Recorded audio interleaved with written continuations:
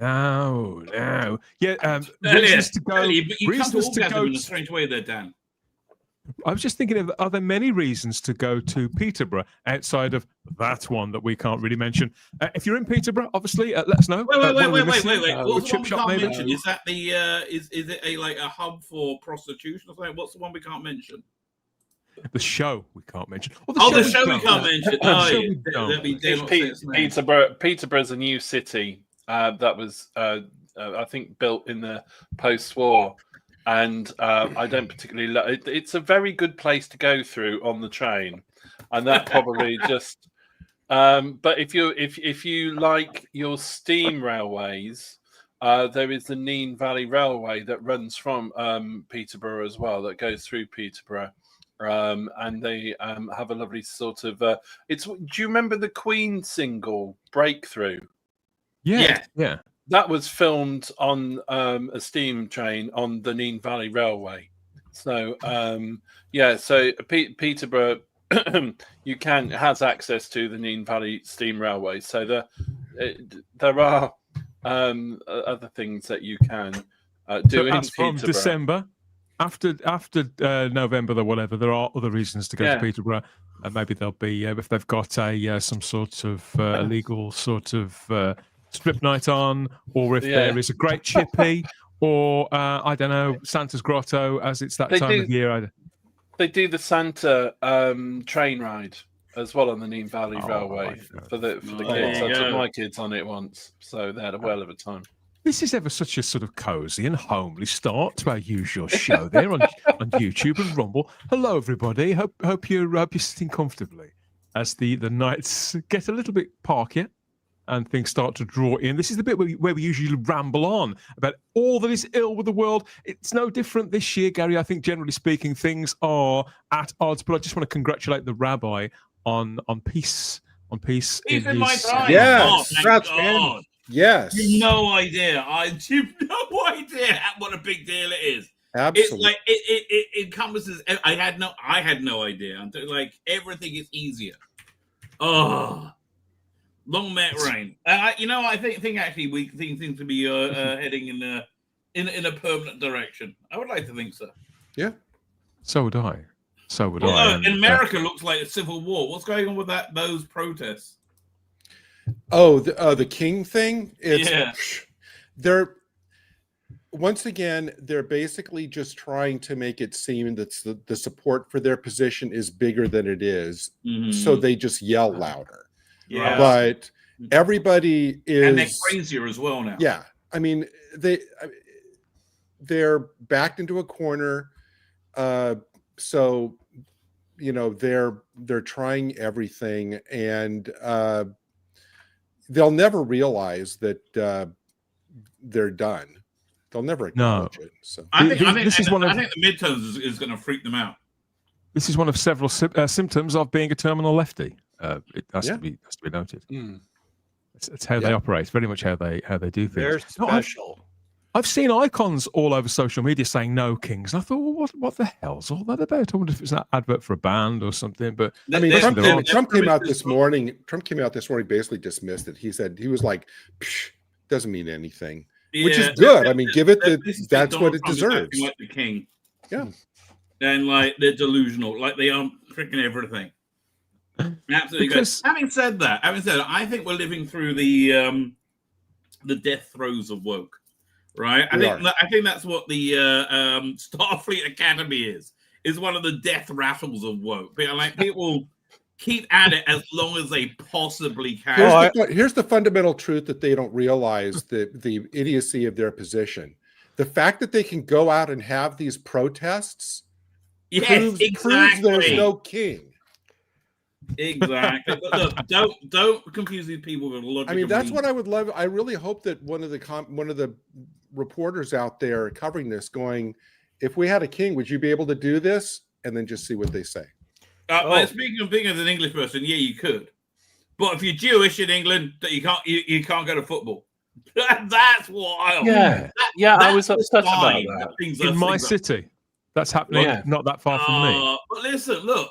I remember when the show We Cannot Be Named, they had quite a good episode on which talked about like ISIS infiltration into the modern world, right? Talking about like multiculturalism. The names of the episode, it was a Capaldi one, and it ended in invasion and inversion, right? That one, right? And it was a very clever idea because it's like, what would Doctor Who, who's basically a pacifist who can go to war? I'm sorry to bring it up. Like, do when he meets an enemy that just will be like, no, I want to kill you. And in the end, they kind of copped out because he made this really nice speech, and the the ISIS aliens went, oh, okay then. I'm like, no, they would never do that. Anyway, the point is this: it was like intensely racist to say this is going to end badly, and bringing people in from a foreign culture into England en masse, this is going to end badly. You should listen to Churchill, right? And this is exactly where you like. Everybody saw this coming.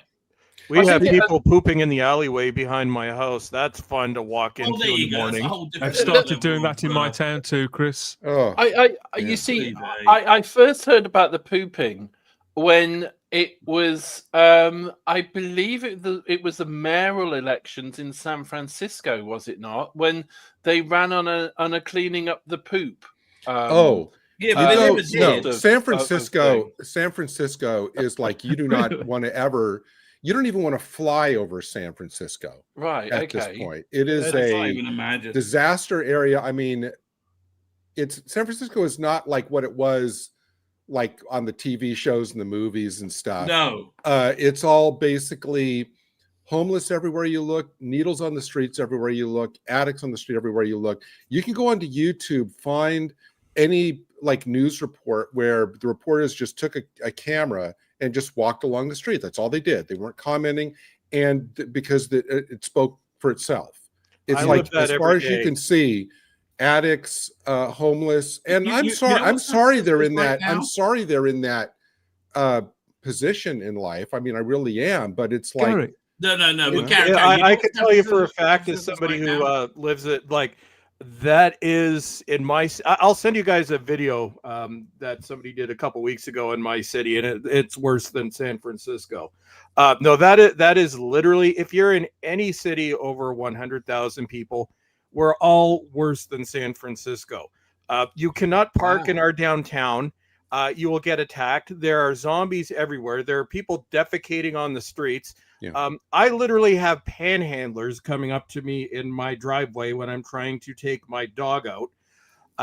And this used to be just a regular working class neighborhood. Now it's just absolute hell. Like the cops are here constantly. They don't do anything. They're dealing with the same people every day.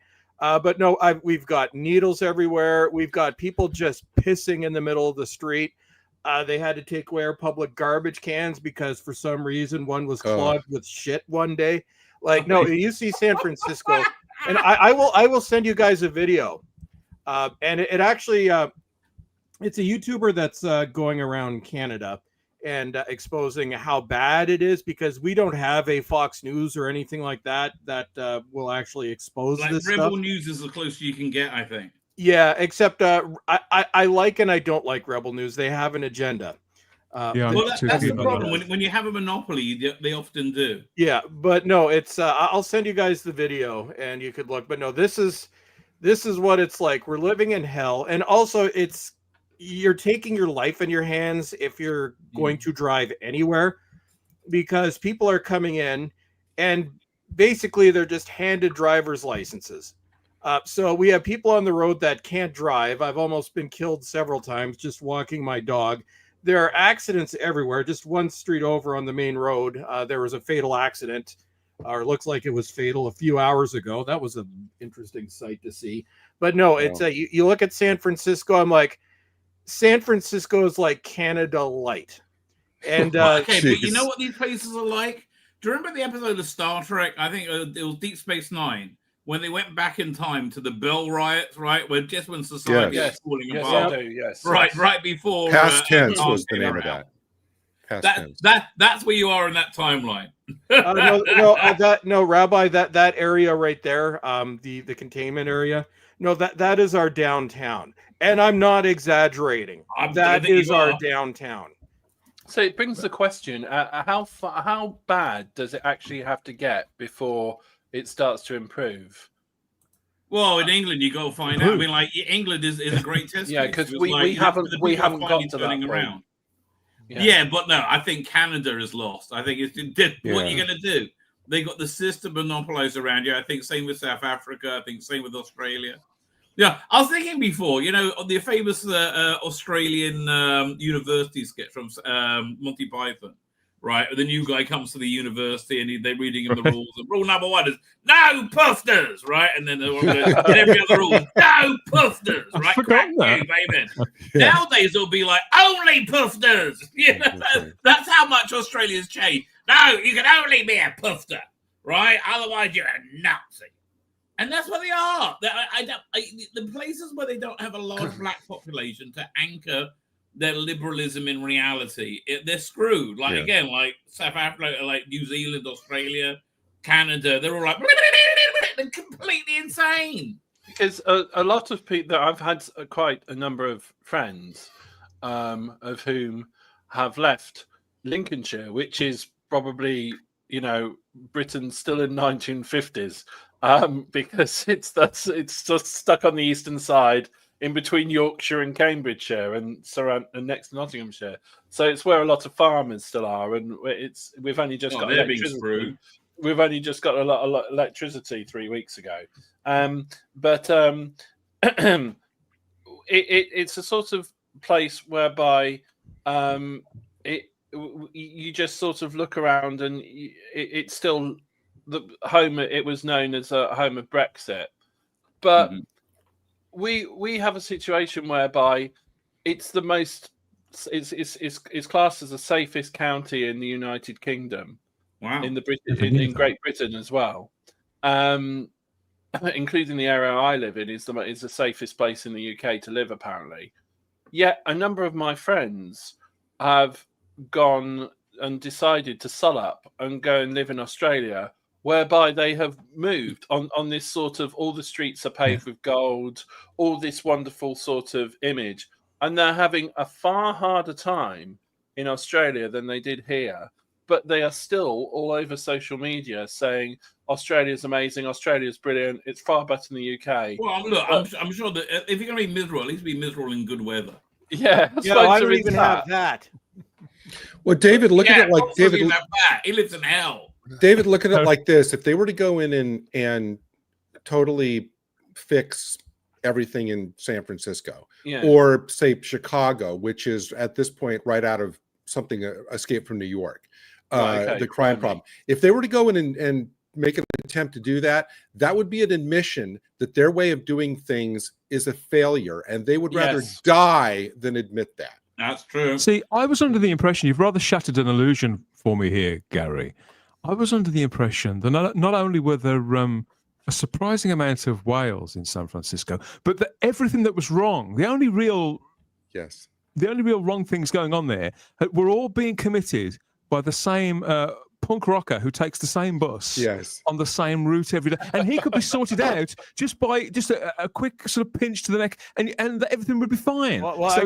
He's actually the one that's Dan. He's the one that's actually been funding all of this. No, confession time. That enraged him, right? Confession Everything went to pot after those whales went missing from the Satian incident. If they would have landed in 2026 instead of 1986, that movie would have been a lot different. Chris, you're not going to tell us you were that punk rocker, are you? Oh, I am. Oh, and I got a question for everybody and the chat. So, as you know, I'm a little bit grumpy over a certain show that's coming out that is going to put a certain franchise permanently 6 feet under, like forever. So, as you know, I have occasionally I have a YouTube channel that every year or so I come out and start making videos.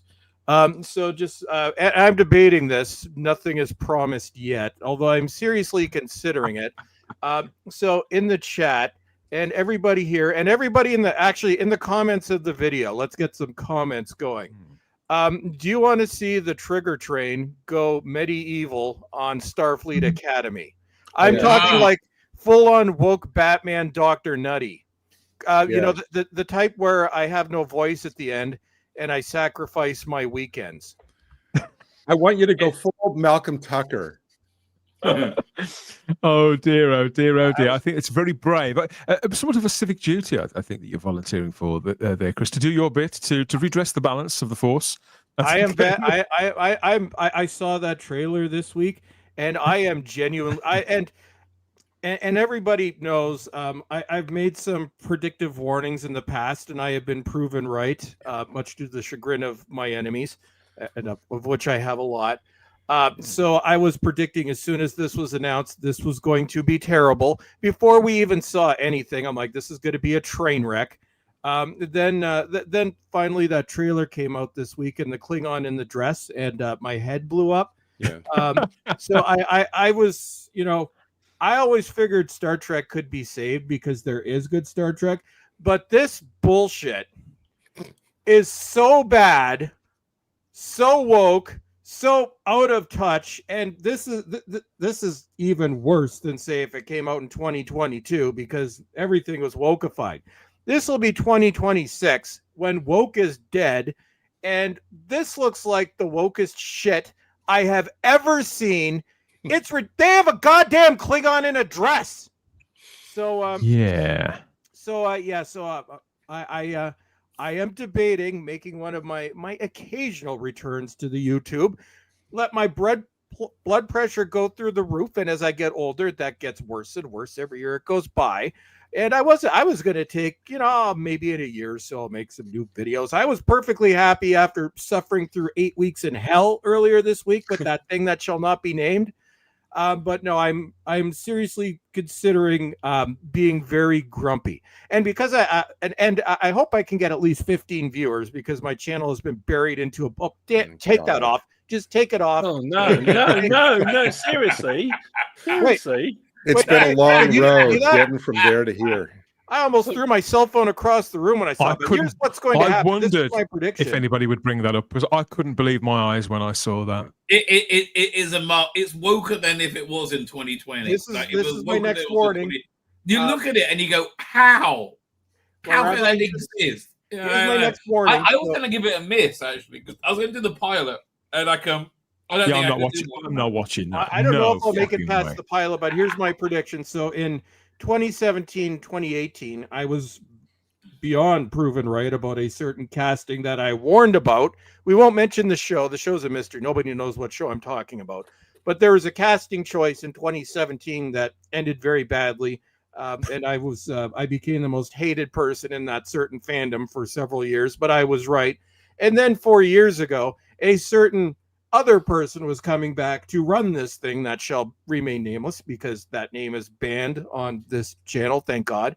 But a certain person came back, and I'm like, warning, this is not going to turn out the way it was. And then everybody called me names and did 4-hour streams calling me bad words. And what happened? Was I proven right? I think you might be proven right there, Bowles. I have to tell you. I was wrong. I think you might have your finger on the pulse. So good things come in threes. So here's my prediction. Starfleet Academy is such a massive pile of woke shit that this will put Star Trek into the same garbage poop dump that British show is. And this is the point of no return, Star Trek. You are doing one of the wokest, most horrifically woke things I have seen during the entire decade of woke era. And you're coming out with this in 2026. How do you think this is going to run? Can we, shareholders, just sue Kurtzman, sue anybody that approved this? Kurtzman's on his way out. How is Skydance allowing this to happen? Well, that's not Sky. However, I'm going to say I don't think this is a death blow to Star Trek.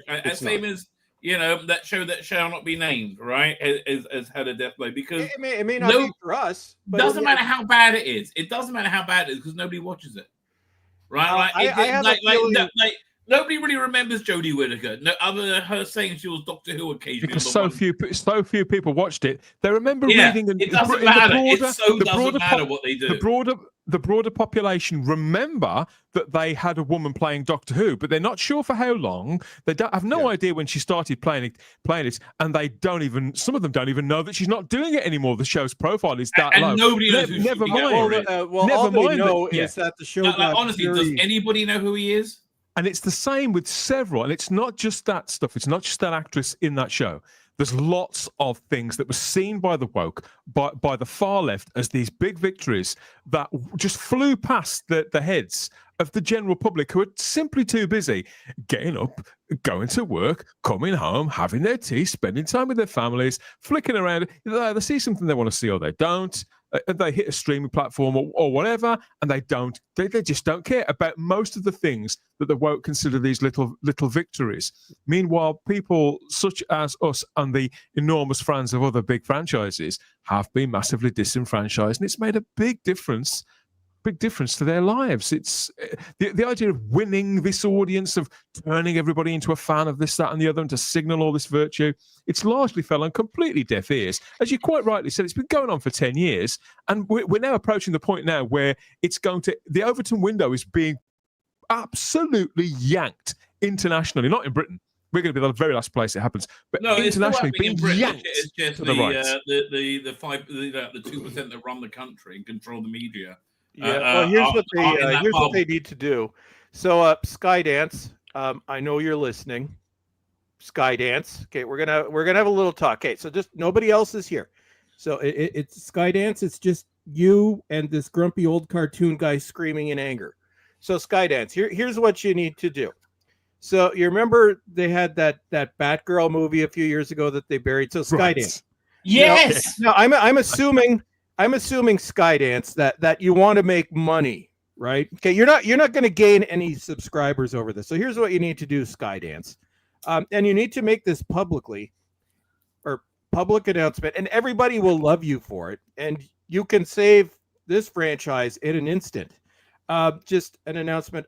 Hello, Star Trek fans. You know, those of us that have been giving us money for 6 decades. So we see your concerns, and we understand that this is a serious problem and that this could potentially destroy our franchise. So Skydance, here's what you need to do. We are going to Batgirl this. It is going into the vault. No, Skydance, this is not going into the vault. You need to take every hard drive, every flash drive, everything that the show exists on, the YouTube videos, just get some virus to even scrub the people that downloaded it. Obliterate this into non-existence. Because here's the thing, Skydance. So just mathematical terms, because and rumors are that some of you, Skydance, are not happy about this. So Star Trek is your most lucrative brand, whether you like it or not. So what's going to be more profitable for you? Putting this out and as far as I'm concerned, destroying your brand once and for all. You're lucky you got away with Section 31. Or option 2 is just obliterate this, and then you will get goodwill, and people will probably look at your streaming 100%. service then and say, oh, okay, they actually care about what the fans want. They jettisoned this horrible woke dumpster fire straight into hell. So Skydance. Okay. So one is very profitable because you could, Skydance, and you know how taxes work. You can write this off. That way you don't, well, you lose some, but you know, in the books, it's a loss. You'll be fine. You can write it off at tax time. So, and this is not just me talking. This makes logical sense to anybody with a functioning brain. Airing Starfleet Academy or putting it on your streaming service in January will lose you hundreds of millions, maybe billions. Jettisoning this into hell and writing it off for tax purposes will create enough goodwill where you will not be losing money, because anything that you lose on in terms of the percentage that cannot be written off for taxes, you will gain back when your next Star Trek show, written by somebody competent, Terry Metalis, I'm talking to you. So Skydance. So this comes from a grumpy old screaming cartoon. This is what you need to do. Just make this go away. You still have a few months. You can make this go away. Just garbage can, just boot it into hell. Nobody wants to see this. And very important, after you've sent this excrement back into hell, public apology. We are very sorry, Star Trek fans. This was an error in judgment. Alex Kurtzman is no longer allowed on the property. We are going to hire people who know Star Trek. I don't know. We'll get Ronald D. Moore. I don't know. Brandon Braga. Anybody. And God damn. Terry Metalis. Terry Metalis. That's a given. We need Terry Metalis running that. We want his Legacy series. Because Skydance, we could have had Star Trek Legacy, which is what everybody wanted, but instead you are giving us this. So, one last time, dumpster fire this in the garbage, public apology, and all will be forgiven. You know, we'll forgive you for Star Trek Discovery, even though I haven't watched the last few episodes. No, that's never going to be forgiven. Yeah, you're right. No. Okay, we will never forgiven. And here's the other thing: you need to just make Section 31, just make it publicly available, so anybody who wants to can riff that entire movie, because it is so bad it's good, and then bad again. So I'm going to shut up now. But Skydance, you heard me. Clip this. Actually, Somebody clip this. You want to know what they really should do to get Star Trek back? Right, you can get Star Trek back instantly. Firstly, yeah, hashtag Batgirl Star Trek Starfleet Academy. Get that trending. Batgirl Star Trek Starfleet Academy. I completely agree. Right off. But here's what I would do. I would firstly reallow the fan films. I would put the fan films on my streaming service.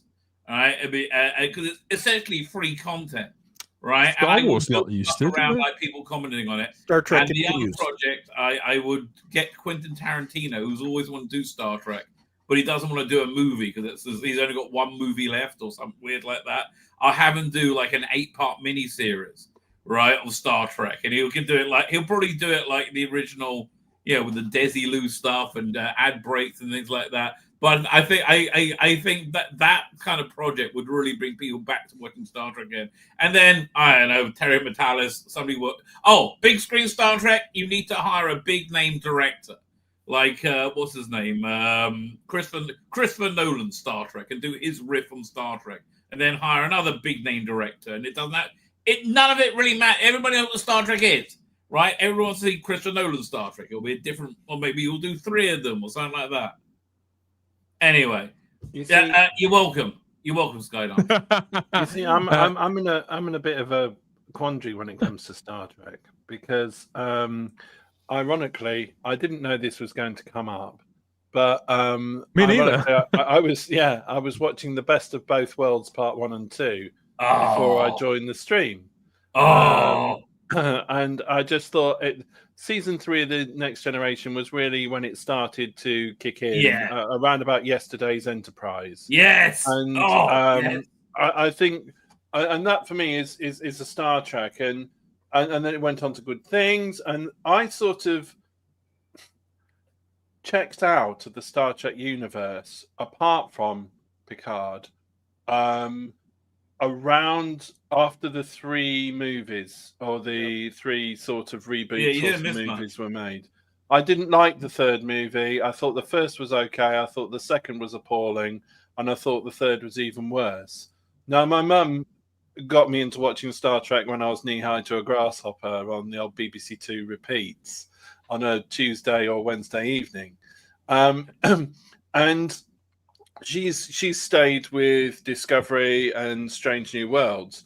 But my point is that a lot of my friends who used to be into the Star Trek stuff also left around the same time as I did, and thought those who saw Discovery were very upset with it. But I've started to become engaged again for the latest series of Strange New Worlds. They're starting to think that, well, actually, it's not too bad. But after Picard Series 3, the natural progression was for Terry Metalis. It was written perfectly into the last episode with, Picard's son and 7 and 9 on the Titan that was renamed. A pilot, right? The end was a pilot for the new series.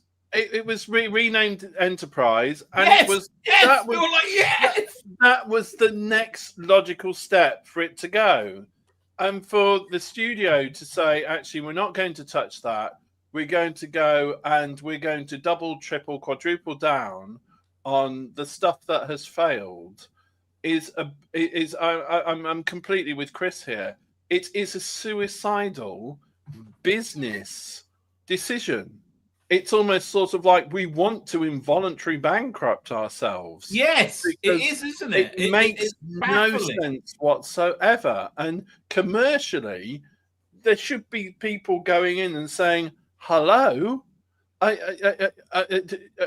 you been writing too many Canadian public information films here, or watching too many? Because this actually is baffling. It makes a baffling decision."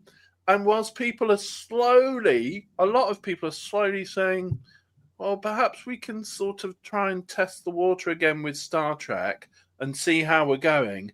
And they're dipping their toes into that bathwater again, very tentatively.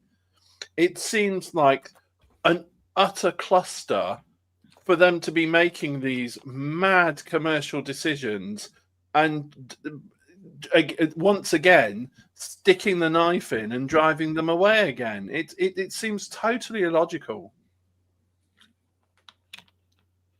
It's baffling. I mean, honestly, I would love to know.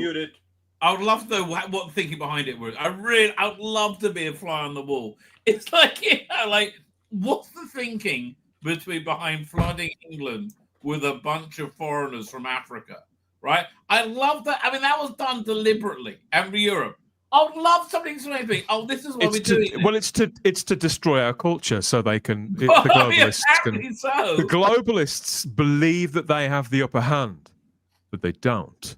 They really don't, because people have noticed. They don't know what that. I was watching actually Redemption Part 2 before the stream started. That for those non-Star Trek fans, that's the season premiere of Star Trek: The Next Generation, season 5, first aired September 1991. It was a nice day. I was out riding my bike earlier and getting very excited for that. And I watched it again today. Horrifically, 34 years later, we're old and we're all going to die soon. But every time I watch classic Star Trek, I'm like, damn, this show was so good. What the hell happened? I mean, no, but in all fairness, when I watch Next Gen, I go, this is so dated. This is well, not necessarily, Rabbi. It depends on if you're watching those first 2 seasons. Yes. No. I'm talking about things like because they had like ad breaks every 7.5 minutes or 15 minutes. You would have things like Riker and then Troy would walk from different sides of the Enterprise bridge for no apparent reason. So they'll line up like this, and it looks like we may have no option. But they have like it was so when you can see it, and it's so obviously done, choreographed. Yeah, and I love it. I love Next Generation. A lot of 90s TVs like that. A lot of these guys did all that. Oh, hello, nice hats. I have a hat like that. I'll wear it on stream sometime. Fun times. Everybody loves fun times. What was I going to say? But yes, Star Trek was good. It was very good. And no, Rabbi, season 3 is when TNG got good. I believe season 5 is when it really matured. See, yes. I think season 6 is its best season. I think season 7 was the most interesting because that was Star Trek taking crack. There is not a single normal episode that entire season. No, we have to give them credit. I'm like, now they just like, oh, we'll just come out with some boring plot. But no, they got to season 6. They thought they were going to lose Patrick Stewart. They didn't. So like, this is going to be the last season. What do we do? What are the strangest, most baffling things you can come up with? That was the one with the two-parter where he was like, this is the one where they turn into like mutants. Genesis. The one where the ship turns into a train. The one where Pressure points her dead grandma's ghost boyfriend. Rosa. Yeah, season 7 is when this is when the ship turns into an Aztec temple. It's awesome. Like it's just it's if you have never seen Star Trek, I dare you, just start with season 7 and you will think this is the most batshit show you've ever watched. That's a great recommendation. And what's the one Genesis? Is it Genesis where they all sort That's of like the one where they turn sort into of- mutants. Yeah, I- they're all mutants. Into I remember spiders watching or that for the something. first time. Not What's Star Trek what? Genesis? No, Genesis. Rabbi, it's a show in season 7 where the entire crew turns into reptiles. That's right after they did an episode where the ship transforms into an Aztec temple. Yes, And, I remember that. And like, I'm amused. That was called with this weird accent. Masks. Yep. I I think just call it it's the an Aztec episode. temple. And then there's the episode where Crusher boinks her grandmother's dead ghost boyfriend. Yes, That's folks, right. that's the thing that That's happened what on Star Trek. actually happened. I mean, I'm amused by the idea, Chris, that they could put Section 31 sort of out there completely for free for everyone. Accept the L and wear it proudly as a cautionary tale that they'll never do this again. I mean, it's an expensive PSA, just like David was suggesting, but really, I think they're not seriously going to make any more money off this. I think every completist that could possibly pick this up on Blu-ray probably already has by now, so they're not going to make any more. They may as well just trade on the fact, like a Eurovision entry, that it's absolute shit, and play it up for everything you can get out of it like that. You know what they should do, Dan? If this will be the smart move, will be each week pick an episode, right, and make it public domain that like anybody can do a commentary show on it, do a thing and that have their own YouTube show where they do a commentary or a director's cut or something of it, director's commentary, something like that on that episode. Right, and that way they get to control the conversation, and they get to control where people want to go and what they're looking at. Right, and available now, $9.99. Right, at the end. We all win, don't we? Yeah, we did. Yeah, I could sort of go with that. I could sort of go with that. I mean, talking about PSAs, I think even though we usually save this till a little later, we have got somewhat awry. It's nearly 40 minutes in. We haven't done any of the things that we were supposed to do, but it's taken on a certain sort of form. So, before we get into the bulk of what we wanted to talk about, I think we go from one, perhaps PSA to another and take a look at this week's entry into the lexicon, Chris, of hits, PSA hits from across the world. So we've got one here. I think this is extraordinary stuff. I've never quite seen anything like this before. I think I can safely say, and I suspect that a lot of people on the panel, it will be news to them. It'll be news to them too. But give it a plug. What's this concerning? Hello, everyone. So as I said last week, the PSA series has been very Alberta, Ontario, and Quebec centric.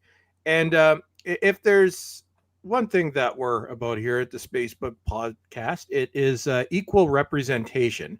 So I decided for the next few weeks, we're going to look at some of the underrepresented. I'm so mad at Star Trek, I can't even talk. We are going to look at some of the underrepresented provinces in our great dominion of Canada. So this week, we are going to represent the province of Nova Scotia in the worst way possible. Roll it, Dan. If that doesn't tantalize you, I don't know what will. Let's check it out. You've taught your children to be polite and friendly, but have you taught them when not to be? Hi there. Do you live around here? Uh-huh. You going to school? Yes. Well, I could give you a ride. Last year, 50,000 children disappeared, many of them from nice, safe neighborhoods. It's okay. Come on, help me. Talk to your children about not talking to strangers, and do it today.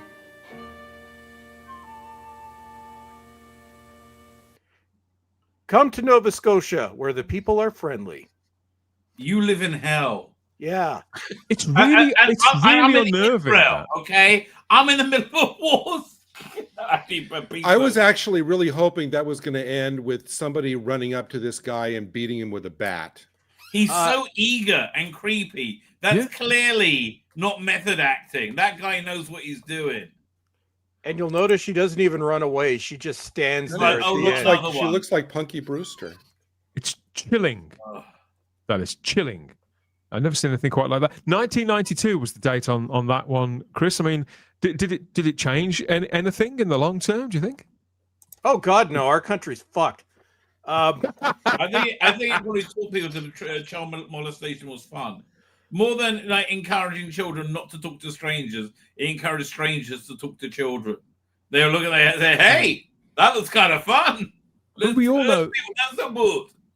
So we know that things have changed a lot, and the way that we approach, tackle, and resolve. Well, do any of them get resolved? Social issues and issues of crime in the modern age are very different to how they were in the 90s.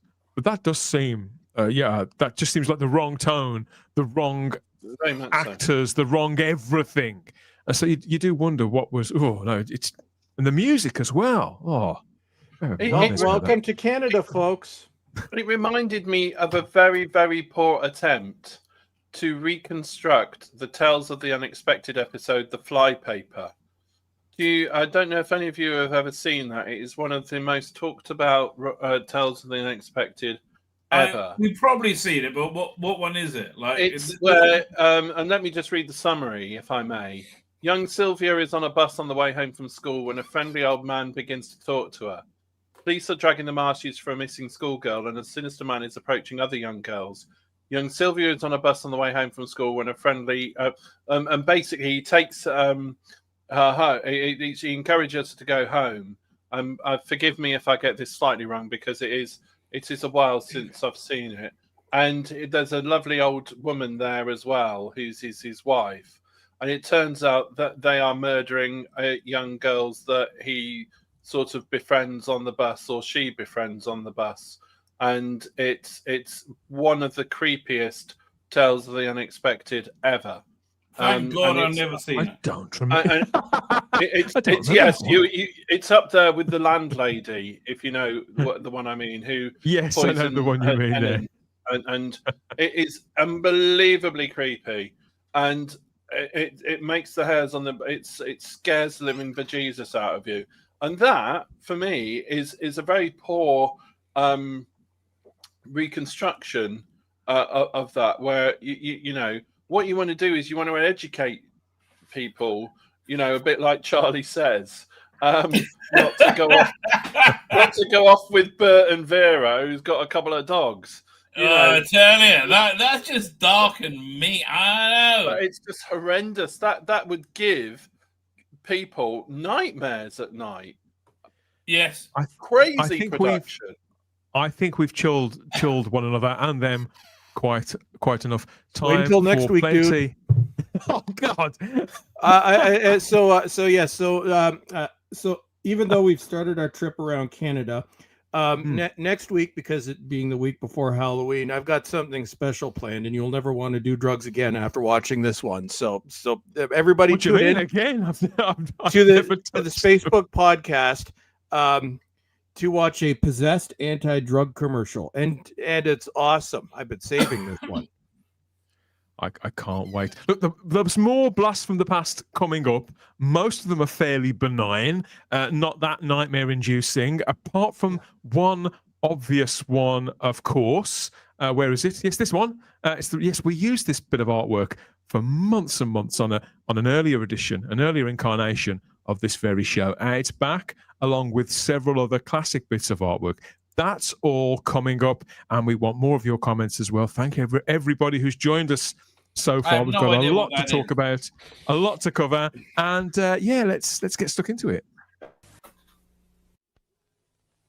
Our intrepid explorers from Neatwheat Land arrive on a starving planet. Crowns. Exactly, Duck. Titty breakfast plague. No! This planet suffers from zero energy in the morning. Send our Neatwheat to help this planet, Brian! Okay! You make it neat wheat, mate. If you know what's good for you, the weaker bits. Okay!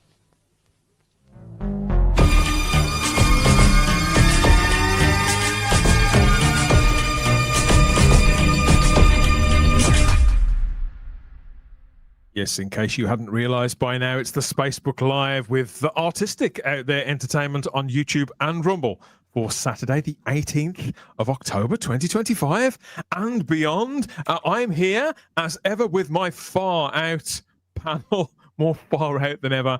And I'm Dan Hadley, Birmingham's King of the Geeks. This is Mr. Gary Akers. That is the mighty Bowles Trek, aka Chris Bowles. Hi. We've got the rabbi from another planet there over on the far right in the nicest possible way. And joining us for the first time, I think, we've got David Milling there as well. A bowling underarm, I think, because it's been a tiring week, David. It is, yes. It's, I'm doing the drinks tonight. Yes, I'm 12th man. Good stuff. That's We're the great thing smiling about again. cricket. It's the only sport that comes with its own bar. Yes.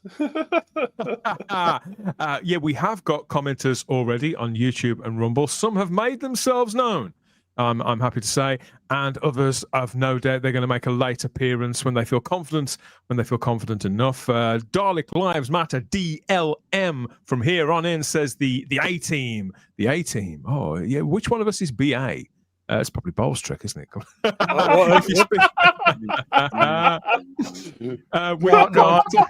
an angry cartoon yelling person. Look, that's me. Does that make me Amy?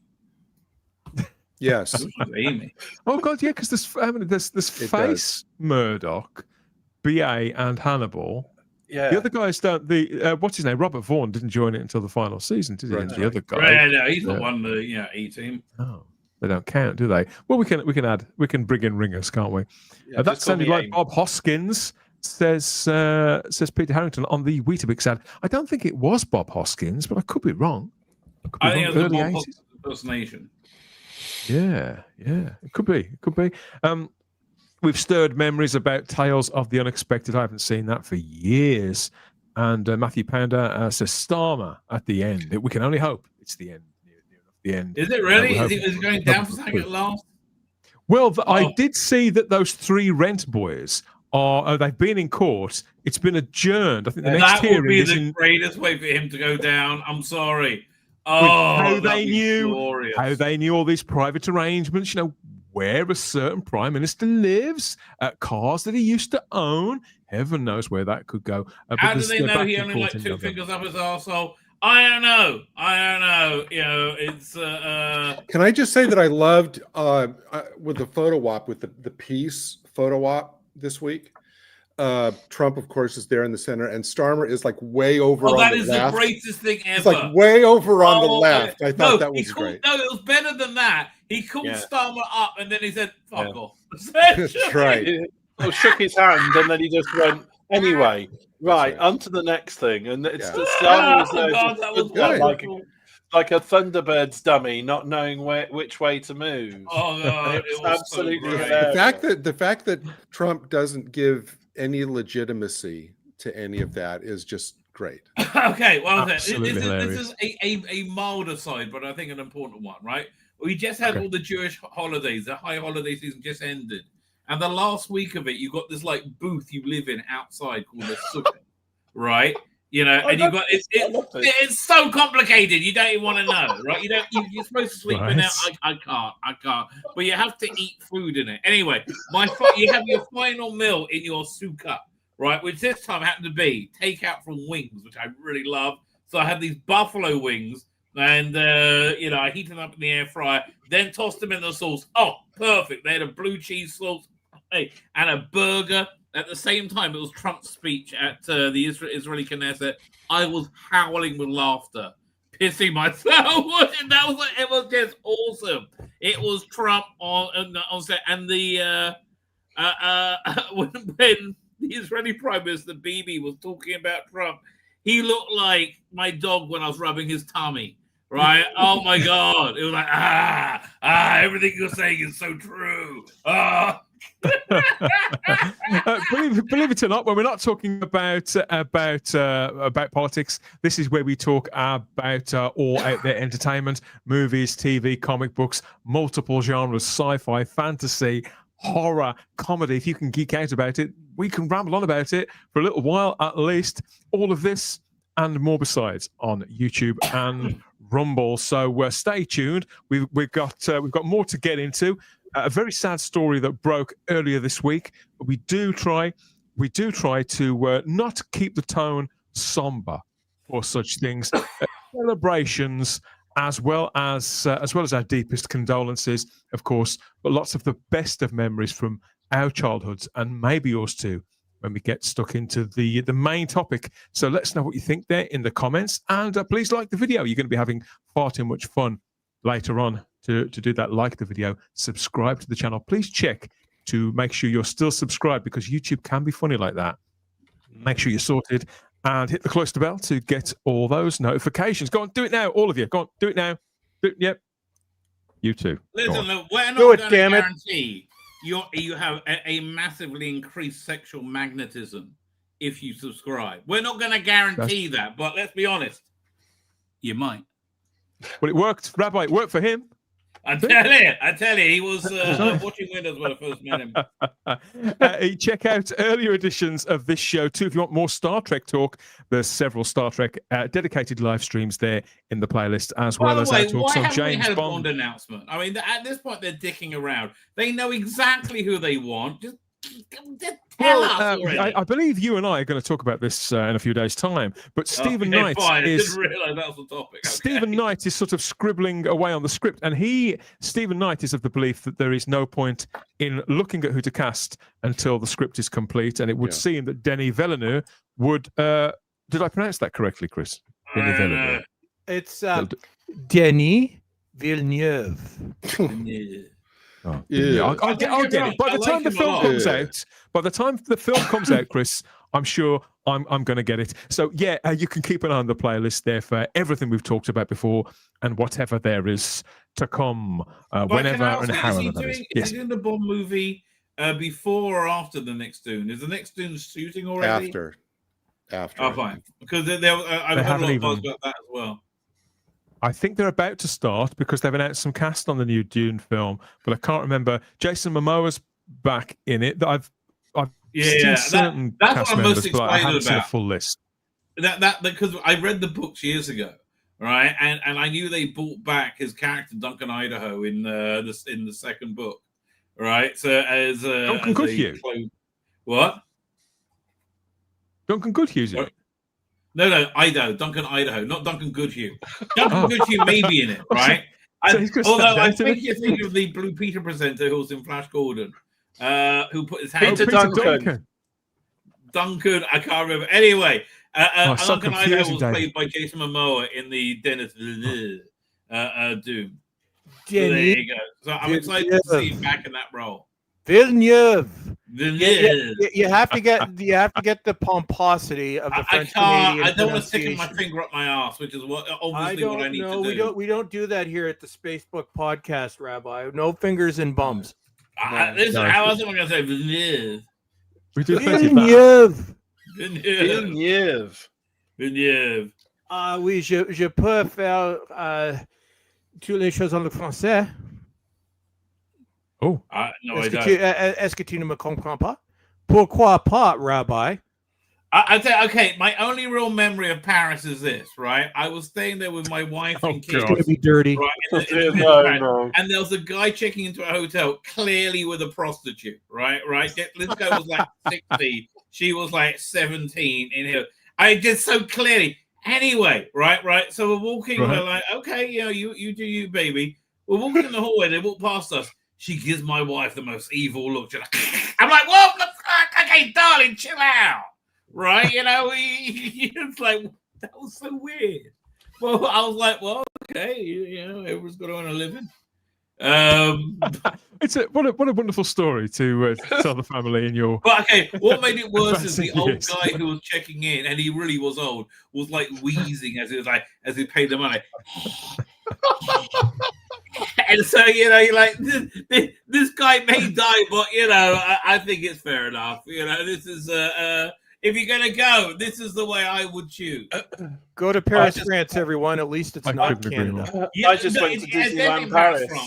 Death by a Parisian hooker is definitely a preferred way to go. That's my rabbinical opinion.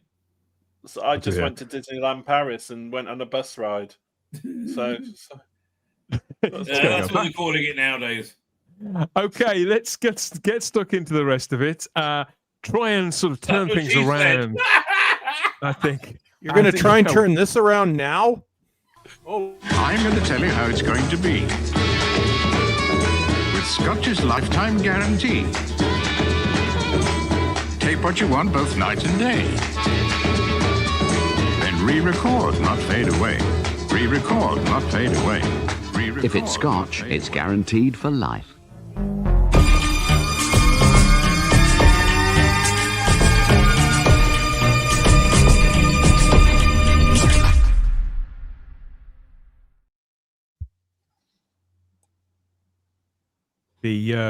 Yes, you may well look like that. The big screen, a trip to the cinema. The big screen isn't what it used to be. It has to be said. Things are getting better, I suppose, but nowhere near their heydays of the sort of the late 70s through the 80s and into the 90s. The kind of sights and sounds that have stayed with us and films that we keep going back to. They sort of got in deep, didn't they? And won our loyalty enough that we'll continue to watch them, buy them on various physical media formats for decades afterwards. How did all of this start? How were we hooked in the first place? You could say it's the stars, the directors, the producers, maybe in some cases. But for the most part, I think a lot of them were marketed incredibly well. The films seem to grab us in to reach out from the screen, from the cinemas themselves, and demand that we go and see them. And it's due in no small part to the work of, as it turns out, well, a group of people, but generally speaking, it was one guy. So the word, we use the word iconic a lot on this show, and I think it tends to happen a lot in content creation. And perhaps we here at the Spacebook Live could be as guilty for watering down that word and what it means to be iconic. We could be as guilty as anybody else. When we lose somebody, when someone passes away who was and is responsible for so much iconography, that's when it hits you, like what it truly means to be iconic and to have a colossal seismic effect on popular culture and broader culture, come to think of it. And not many people have been responsible for as much of that imagery as STRUZAN was. He's passed away this week at the age of 78. Master artist and illustrator, master craftsman, and absolutely iconic in every way. The man behind so many great movie posters from the late 70s through to the noughties. In fact, there are far, far too many to name. And if you're anything like me, the odds are that despite the fact that I grew up with all this stuff, I'm still finding pieces from that time, Gary, that I never knew were him, but I'd always loved. 160 odd movie posters, multiple book covers, album covers too. This man was absolutely everywhere. It's a massive loss. We know that we've all only got a certain amount of time, but I was crushed to see that STRUZAN. How long was he still working when he died? Gary? His posters, I used to love when I was a kid, just spending time, even before going into the theater, just slowly wandering the lobby, looking at all the gorgeous posters. That was part of the movie-going experience. And when such a craftsman can come and do iconic posters for films that just by themselves would already be iconic is one thing, but he could actually develop iconic posters for movies that really weren't, in as good of a league as the actual poster. But he added to, you're right, he added to our memories of the films we associate now. I'm sure, Dan, some of the movies that you're going to bring up today, I associate, the first thing I think of when I think of the movie is the poster. So, and we were lucky that he did as many as he did. I didn't know that he did 160. And so much of the movie posters, like in the 90s and the aughts, when it became just, to my mind, like lazy photoshopping, when movie posters became like blockbuster video covers, just slap on the floating heads from some of the cast and maybe like an axe or something like that. That was all you needed. But this was a golden age for movie posters, and I would probably put him at the very top of that list. You're right. His artwork, I mean, once he became known as the sort of the go-to guy, there are several movies which aren't so good that were sold based on the fact that this was a bloody good poster.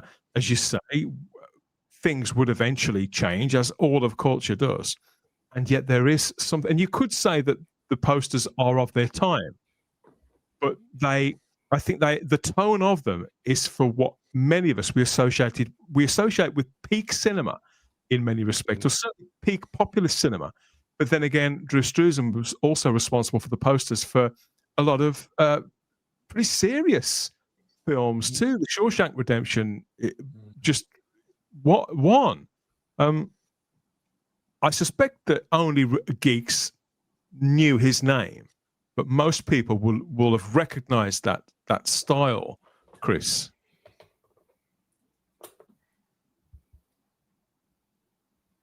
Sorry, I was on mute. I did it, Dan. No, to be honest, I'd never heard of the guy until this week, and then I looked at him like, well, this is like every poster to every movie I've ever watched, like ever. So it's kind of odd to think, like what you were saying, where we have all these things that have lived with us for decades, most of us going back to our kids, like right now, like the Back to the Future poster. Who on earth doesn't know of that poster? Who has never seen it before? 40 years ago, we were seeing it everywhere. We're still seeing it everywhere now. Who it is? Yeah. And there are so many of them, Chris. It's almost impossible. It's not like when somebody's done like 20, you can sort of go through them all and go, oh, look at this, look at that. But when somebody is responsible for 160 movie posters and countless books and records and all that kind of thing, it's impossible to know where to start. What's that? Is that the thing? Yeah. So carry on, Chris. What you were saying? Oh, I was just going to say, it's I think it's one of the many things that we've lost a lot in cinema. Like, even good cinema now isn't what it used to be. Actually, I have both of those, Empire of Ants and Squirm. I didn't know he did those too. But no, I think one thing that we're missing in modern cinema is these posters, which on their own were works of art. Now we basically just have something that's thrown together by computer, and the posters is one perfect example of how entertainment, and especially cinema, I'd say especially in the past probably 10 to 15 years, regardless of political motivations, even the non-political stuff, it's largely soulless. And I think the posters that we see with any modern movie is soulless, whereas compared to any movie that we had in the 1980s, even obscure, like you just showed Squirm up there, I think I'm probably the only person that's ever heard of that movie. And it's, it's, you'd go into a video store or you'd go into the movie theater and you'd see these posters, and I think it's a Gen X younger millennial thing where we grew up going into video stores, and before you had the Blockbuster videos or the big chains, I think we all started with the mom and pop stores, just these little small operation video stores where we would go in, and you'd often, I love that movie. Sue me if you disagree, but I like Masters of the Universe. Oh, the Adventures in Babysitting one is one of my favorites. That's amazing. But this is how we would select movies. Awesome. Yeah, but this is how we would select movies. Like, I remember going into, like, we had 2 local video stores in the small town I grew up in, and we go in there, and you would select a movie by its cover. And now something that I never really thought of before, but I'm like, all these amazing covers were designed by the same person. I just saw the Muppet movie there. That's my dog's favorite. And that's the difference, isn't it, Chris? Because they weren't just illustrating. Oh, classic. That's the difference, because they weren't. This is the sector that I work in. I've been in this sector for 30 odd years. They weren't just illustrated; they were designed. They were composed. Mm-hmm. Everything about them was meticulously considered. And I remember a documentary series about 10 years ago about the history, because I think it was called The Story of Film, a multi-part, 26, 30 episodes that was on Channel 4, and it's still out there to watch. And they went literally from the dawn of cinema right up to present day. And they talked a lot about how cinema was seen right in its very infancy as a way of projecting dreams. You know, we talk a lot about nightmares when we talk about horror films, but they say how cinema broadly was about projecting and selling dreams. And when I look in particular at Struzan's artwork, they have a kind of dreamlike quality about all of them. And it doesn't matter which genre it was that he was illustrating. You know, we've got the broadest of comedies here with the Cannonball Run 2 on screen. Now he makes that, and that's a piece of shit. He makes it look dreamlike. Oh, you just made me want to go see that movie. See, okay, Rabbi, what you just said right there is what I was thinking, because if you see like some of these for a movie you're just about to walk into or a movie that's coming, and you see one of these Struzan posters, your excitement for the movie is already elevated because of these posters, because you think, or at least I did, if the movie warrants this level of craft on the poster, the movie itself has got to be really, really good. Yeah. And sometimes that assumption was dead on, sometimes it wasn't, but it made you think, wow, this is a great movie just because look at the poster. You don't get that anymore. Nope. I think one thing I particularly love about the style, and I've looked at a lot of the film posters that he did today, actually, in preparation for this, is that you can tell the sort of genre of the film by his artwork. He has got this, and he had this unbelievable, and Dan, I come at this from a writing point of view and not from an artist point of view, so I do apologize. Yeah. But he had an amazing ability to be able to tell a story, and what story you could expect to see from his artwork. For example, the Cannonball Run was a farce. Okay, not a very good farce. Police Academy. They're all lined up in a sort of farcical way. So you know it's going to be a comedy. Rambo, First Blood. Okay, it's a very dark and brooding chap with a gun, and you think, my goodness me, this is going to be one of those movies whereby it's going to be a little bit shocking and a bit dark. The Muppets Christmas Carol. You know, it's going to be a Christmas Carol, but with a load of annoying, lovable people and Michael Caine. And you know, this guy had a way of telling stories and changing the sort of approach, the sort of what am I trying to say? The sort of type of movies he was trying to advertise and promote, but by his artwork, which is an unbelievably wonderful talent. And the old adage, every picture tells a story. All of his pictures told a completely different story. And you know, to have that ability and that talent as an artist to sum up a story in one poster, well, it's mind-boggling, and it's up there with Einstein, if you ask me, but in an artistic way. And you know, I like Chris. I didn't really know that his name, and that's the sad thing about it, that I didn't know that this one guy had created, till I started looking today, had created such so many iconic films that I deeply adore. You know, I think the other word, as well as iconic, that I think of when I look at his work, and again, whatever the film, the word epic, four-letter word that gets bandied around a lot. It's become, it's become slang now, but absolutely epic. Music fans will know Drew Struzan's work as well. He started out designing album covers, Chris, not least of all this Black Sabbath piece here, but he also this guy did everything. Covers for the Beach Boys, the Bee Gees, Earth, Wind and Fire, Liberace, Alice Cooper, and the Rolling Stones. So you name it, this guy I never heard of him. it. Wow. I saw one. I can't separate Indiana Jones from Drew Struzan's posters from it.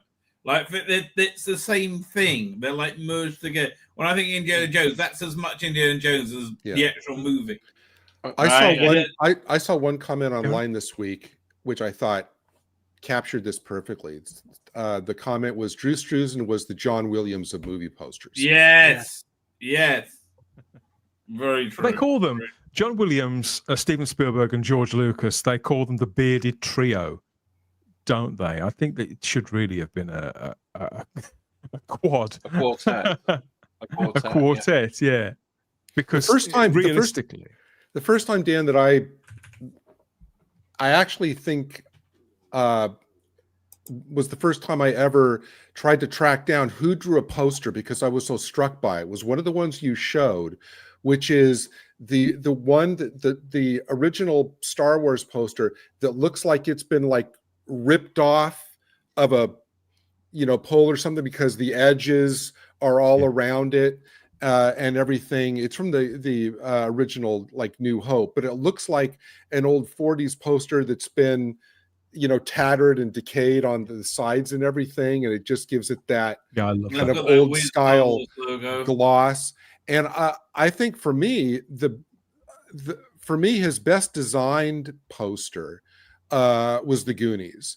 I think that is still one of the most striking movie posters I've ever seen. That's a better poster than the film. I like the movie, but there's several different versions. He painted full versions of the Goonies with each Goonie at the top of the ladder. Amazing. So the main one that we've all seen has got Josh Brolin on, hasn't it? But there's a version of it with every single one, every member of the Goonies at the top of the ladder, and everybody else sort of trailing behind him. Where it started for Struzan in movies, where he was making the step from music to movies, was being asked to provide what they call like a secondary poster for a theatrical re-release of the original Star Wars film in 1978. And after that, it just sort of took off from there. I mean, he remained synonymous with Star Wars throughout his life. A particular piece that I'm fond of is this interconnecting one called the Star Wars Special Edition from 1997 as a piece of design, knowing that when you put them all together, they form one sort of panoramic image, Rabbi. I just thought this was incredible at the time.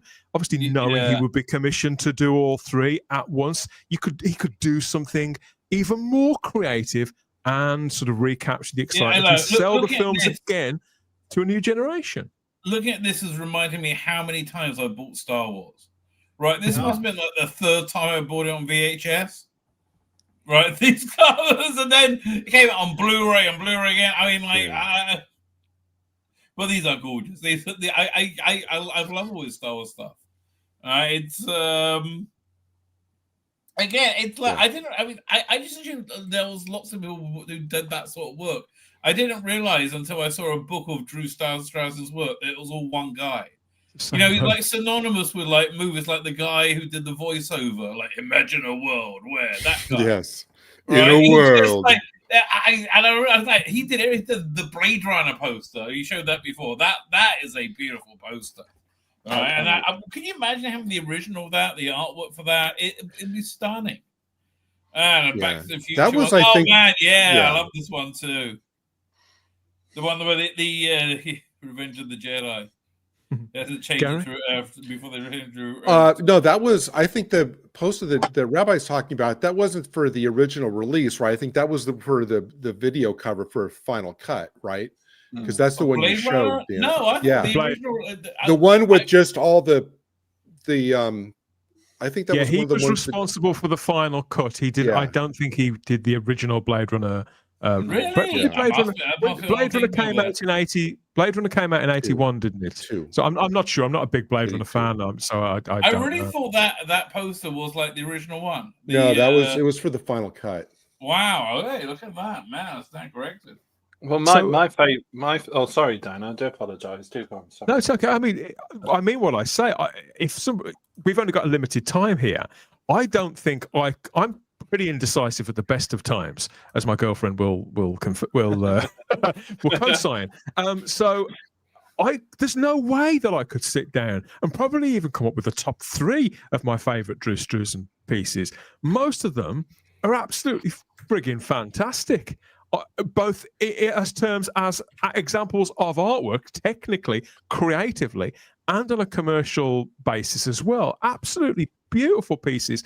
Very fond of Masters of the Universe, a goofy film I saw when I was 12 in the cinema, but I'm equally as fond of the Thing, simply because of how spooky it is, how interesting it is. I never tire of looking at this in the same way that I would anything by a sort of fine artist. This is an absolutely, it's not one of my favorite films. Obviously, horror is not really my thing, but if I was a moviegoer and just like saw this, I would be so drawn in by it. I'd be like, wait, what movie is this? What's this about? Which is exactly what posters should do for films. But for the theme of, the alien can come down and really be anybody, this is a superb way to try to capture that concept. And this is one of, I think, his top 3 posters. Just because I couldn't come up with a top 3 if my life depended on it, that doesn't mean that you guys shouldn't try. By all means, if you've got any favorites, David, spill. It would have to be number 3, Muppets Christmas Carol, because I just adore the movie. Okay, sorry, Rabbi. Number 2, I was nodding with pleasure. Okay. Good. Number 2, Adventures in Babysitting. A strange amount of sexual pleasure. You just say the Muppets Christmas Carol. I don't know why that is. That shouldn't give you a stiffy, but it does. So it's not okay. good. So why do you deal with that? Do you have to go into your hut for that sort of thing as well? No. Well, number two, Adventures in Babysitting, because that is just an amazing poster, and I fancied the pants off the babysitter. Can I just say, as well. And number 1, and I'm not sure if you've got this, Dan, but it is probably his most simplistic, because, and I'll explain it before I give you the title. I'll explain it. You take one look at this movie and you get this poster and you go, I know what I'm gonna get from this film, and it's gonna be a lot of fun, and that is Risky Business. Yes, I love that. Yeah. It is the most simple picture ever, but it says so much in that with the sunglasses and the eyes. You think this is going to be a laugh, and and this is going to be a bit seedy. It's going to be a bit, but it's going to be a bit wrong. There's going to be bad, really sort of moral sort of stuff happen in this film. And to be able to do that with just that simple image is again why I say this man was a complete and utter genius, because to be able to do that by such a simple piece of artwork, amazing, absolutely amazing, and it blows me away totally, completely. By the way, crazily enough, I was just looking up. I googled Drew Struzan Blade Runner to see which one was his poster. And they got that. You remember the original one with like Deckard at the top? It was right. I think that was John Amell who did that one, but I couldn't. No, it says that's Drew Struzan. I thought that can't be Drew Struzan. It says it's Drew Struzan as well. So he did like about 3 or 4 of them. So I was like, really? So you see his progression as an artist, but it's just crazy how much he's done. He's like the Shakespeare. So I'll do my quick 3, 2, 1. My third one would be the Star Wars one, the old time ripped at the edges. Star Wars one. The second one would be here. That's almost kind of right in the middle of the picture you're showing now. Is the original, the first Cannonball Run, not the second one, but the first one, which I think is still one of my like most loved images with the car kind of bursting out, and there's Roger Moore there next to Burt Reynolds and everything. I loved that. And then the first would be the Goonies, which I think is just a master class in design of a poster. Okay. I hope Cannonball Run was on a streaming service. You really got me into wanting to watch it. I want to watch Adventures in Babysitting again. I'm having a hard time figuring out what would be my top 3. It's next to impossible. It is. It's like your it would be. child. I'd have to say Masters of the Universe is definitely up there, because that poster was on my wall from like the time the movie came out, 1987, until like when I moved out of my parents' house in my early 20s. It's that probably Back to the Future, because that was, I think, probably one of the most iconic images from the 80s. And damn, did he do the poster for the Muppet movie? All of the Muppet movies. Well, the original sort of. It would be the first one then. Well, one thing that if you were ever like me, and my first physical media was the RCA CED discs, or if you had Laserdisc, because they were very large format discs in the size of a record. A lot of these, well, I didn't have Laserdisc, but I had CED, so I got like, massive record album size versions of these posters on the disc. I miss old artwork. I really do. New artwork sucks. True. I mean, you're going to be hoping in the future they'll just put into the AI, in the style of Drew Struzan in the 1990s, right? As they generate the pictures in the future. No, like I say, Rabbi, AI does not have any soul to it whatsoever. So no matter what, a computer could not create emotion. It can try, but it never can. When I look across these posters, I look at some of them and see their design aspects, the sense of humor that's been employed to paint them. But the original Police Academy one with a lineup of them all on 3 rows, as if they're having that kind of photograph taken, your end of year photograph, because you're graduating from something, and they're all in uniform, but one of them's holding a goldfish bowl, the other one's picking his nose, they got the girl with this, like lifting a skirt up, all that. It's genius, the shorthand employed to sell us on exactly what we're going to get. Just like you said, that original Cannonball Run poster, the one with the checkered flags at either side, tells you exactly what you're going to get. But I feel just the same way about Adventures in Babysitting as I do about the Goonies, and the First Blood poster, so evocative. Stallone looking so brutal, so striking in the center there, sort of with the thunderstorm behind him. But then there's the Batteries Not Included poster too, with the the old couple sleeping in the bed in their ramshackle house, and the curtains gently being blown open by the wind while 2 robots from outer space sort of gradually sort of make their way into a darkened bedroom. And it's all incredible stuff. Big Trouble in Little China, Kurt Russell looming large, toting a couple of guns, with all these elements. Like it's all incredible stuff. And all that Star Wars artwork too, which he wasn't there quite from day one with Star Wars, but he's inseparable from it. Although they're saying in the chat, he did the Star Trek motion picture poster, the famous one with was it yellow and red and blue? No, that wasn't him. That was Bob Abel. Oh, thank God! Because I was thinking, if that wasn't a rainbow, our lives would be so much better now. Right? They've really taken license with that rainbow. And you know what, Dan? I'm sure that Spielberg, so many of these movies had Spielberg involved. I'm sure he was like Spielberg's go-to. It's like, get STRUZAN to do the poster. I have a quote here from Spielberg, Gary, if you want to hear it. He's one of several directors to come out and pay tribute. He said, Drew made event art. His posters made many of our movies into destinations.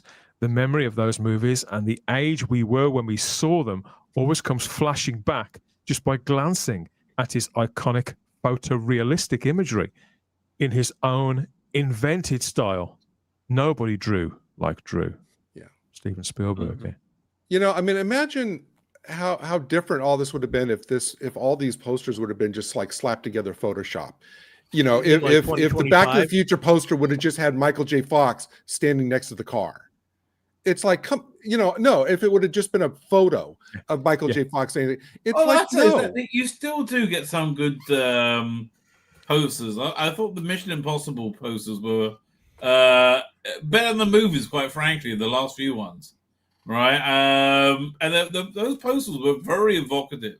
I'm actually really surprised that. Aren't you surprised, Rabbi, that STRUZAN never did like one of the? Because that's exactly the type of movie you think he'd Exactly. do. I was just thinking. I was trying to think what posters haven't been done by him. Does anybody know when he was working up to? Was he working up to? His death? Well, he did. He retired years ago, right? So he retired in 2008 after working on the poster for Indiana Jones and the Kingdom of the Crystal Skull. That was intended to be his sign-off. So that was 17 years ago when the guy was 61. But he was coaxed back to produce work for the Stephen King adaptation, The Dark Tower, in 2012. I've never seen that. He also did the Star Wars Force Awakens initial posters. I mean, the one of them, the teaser poster, I think it was the very first time we ever saw Rey, where she's sort of striding out of the desert, and the sand sort of whipping up. John Boyega's in the bottom right-hand corner. I think that is really striking, that one. He also produced one final work for How to Train Your Dragon in 2019. That was that. He'd been suffering from Alzheimer's for a number of years, which is obviously desperately sad. None of us know what we've got coming to us, do we? But he leaves behind this enormous body. I love this poster. This one's really was for the re-release in the 2010 or whenever. Yeah, it was the final. This is the final. Wow. Okay, I really had in my mind as the other one, but okay. When you see them up close, you see the little details, the key lines, the various tricks of the trade, the cross-hatching. It gives it all that sort of hazy, dreamlike quality that I was talking about. The burnt-in color, and you can see how he uses color and shade to highlight the features on the faces. Because obviously sometimes you would walk past these, and so it's just to make it that little bit more heightened without ever being cartoon or caricature. Did he work from the script? Because he must, or from the final, or from a cut of it, because these are all scenes in the movie. From photography, for the most part, it was from photography. In fact, we're going to take a little look at his process in a moment. It was, for the most part, it was from photography, which he would manipulate in various different ways, and using mixed medium as well. So lots of this gouache, ink, you name it, he'd try it to create whatever was going to be the desired effect that was right for that film. This is magical. Stunning piece. Absolutely magical. And I love Hook as well. I love that Hook poster. They're all great. Yeah. Cutthroat Island. The shit like the Flintstones looks like it's good. Well, he even made Cutthroat Island look good, and that's the film that's still canon. Yeah. I bet you if you were a filmmaker, besides Spielberg and stuff, but if you were a filmmaker and you managed to get like Drew Struzan to do your poster, you were probably over the moon because you knew that it was going to be, it would like help boost your movie immensely. You know, at least the poster was good. Yeah. I did see an interview with him around the time that The Force Awakens came out, and they were talking about, we can't possibly, I think it was J.J. Abrams that said, we can't possibly bring out a Star Wars movie without a poster by Drew Struzan. And there it is. That's the one that I was describing a moment ago, which I think is actually better probably than the final poster. I've got a quote here from George Lucas himself as well. He said, Drew was an artist of the highest order. His illustrations fully captured the excitement, tone, and spirit of each of my films his artwork represented. His creativity through a single illustrated image opened up a world full of life in vivid color, even at a glance. Oh, that's what I just said. Thank you, George. I was lucky to have worked with him time and time again. Yeah. Oh, that's a lovely thing to say. Really, really lovely. Dan, do you know if like some of these filmmakers, Lucas, Spielberg, etc., told him, okay, here's the things I want you to emphasize, or they just left it to him because they knew he would come up with something genius? Well, I know through the Back to the Future could be my favorite. Even though I think there are better designs. I think it's my personal favorite combination of the expertise as well as the film itself, all sort of coming together. I don't know. I mean, I think that, as I understand it, he would produce, according to this Back to the Future book I've got, there's at least a dozen designs in there. Most of them finished, certainly the kind of standard you would see in the average cinema foyer. So they would probably work quite intensively with him over a period of time, and maybe even through multiple cuts of any films. It's very much part of the whole process. Yeah. I don't think there's anybody out now that's like comparable to him that's doing this kind of art for film today, right? No, I agree with you there, Gary. I mean, there are artists, but a great many of them are influenced. Paul Schipper being probably the prime candidate, but he's very, very influenced by Drew Struzan. No Drew Struzan, no Paul Schipper. It's the same J.J. Abrams, no George Lucas, no J.J. Abrams. It's that obvious. So whilst Schipper and numerous others, Matt Ferguson's another one, great artists, absolutely, they're still kind of aping somebody else's style, and I know that they would happily admit to that. So has there been anybody that's come along since? Maybe not. I can't think of anybody. It's the right man at the right time in every sense. Yeah, amazing. In a moment, we're going to head over to the live chat and see what other people have picked as their favourite Drew Struzan posters, I suppose. But here he is working in his studio there. That process that we were speculating about a moment ago. This is obviously quite sped up version. Working away on the poster. This is the full poster that we've all seen so many times to Episode 1, The Phantom Menace. And numerous sketches that he's worked up to certain places, probably shown them to Lucas and various other people involved at Lucasfilm. And then he would set about creating a final piece based on photographic reference, which he would trace, work up in various different ways. So this was all. So I something I didn't realize when I read about him earlier is that he actually did physically draw everything, which it astounds me. It really does. It takes it to a next level of brilliance. Yeah. I mean, I think if I even had tracing paper, I couldn't even do as good a job as he's doing. Because in commercial art, when you're a child, you're taught that tracing is cheating. But the simple fact of the matter is the proportions have got to be exactly right. But the traced line would just be the beginning of a piece of commercial art. If you notice that the way that he treats it, the line work is very, very distinctive. So once he knows that every element is exactly where it needs to be, for the likenesses to be accurate. So you can't have it so that people who go to see a film don't recognize Liam Neeson. From there on, he could just go to town with the airbrush, with the paint, just ticking it all in his own signature style there with pencil crayon just to finish it off. That's absolutely beautiful. He's doing that by eye, if you know what I mean. He's looking at a color, instinct, and going, "That's what the color, and that's what I'm going to use, and that's phenomenal." Layer after layer. Yeah, absolutely phenomenal.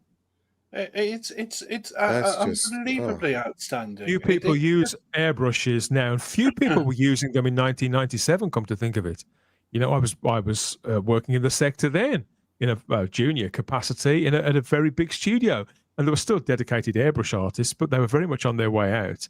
And to be able to do it to this standard is nothing short of exemplary. Amazing. Just gorgeous. Look, let me go. Look at the detail in 3PO. Yeah. Yeah. Layer It's like after a layer master of mixed media. sculpture. It's a master sculpture. It's sculptor at work. It is just.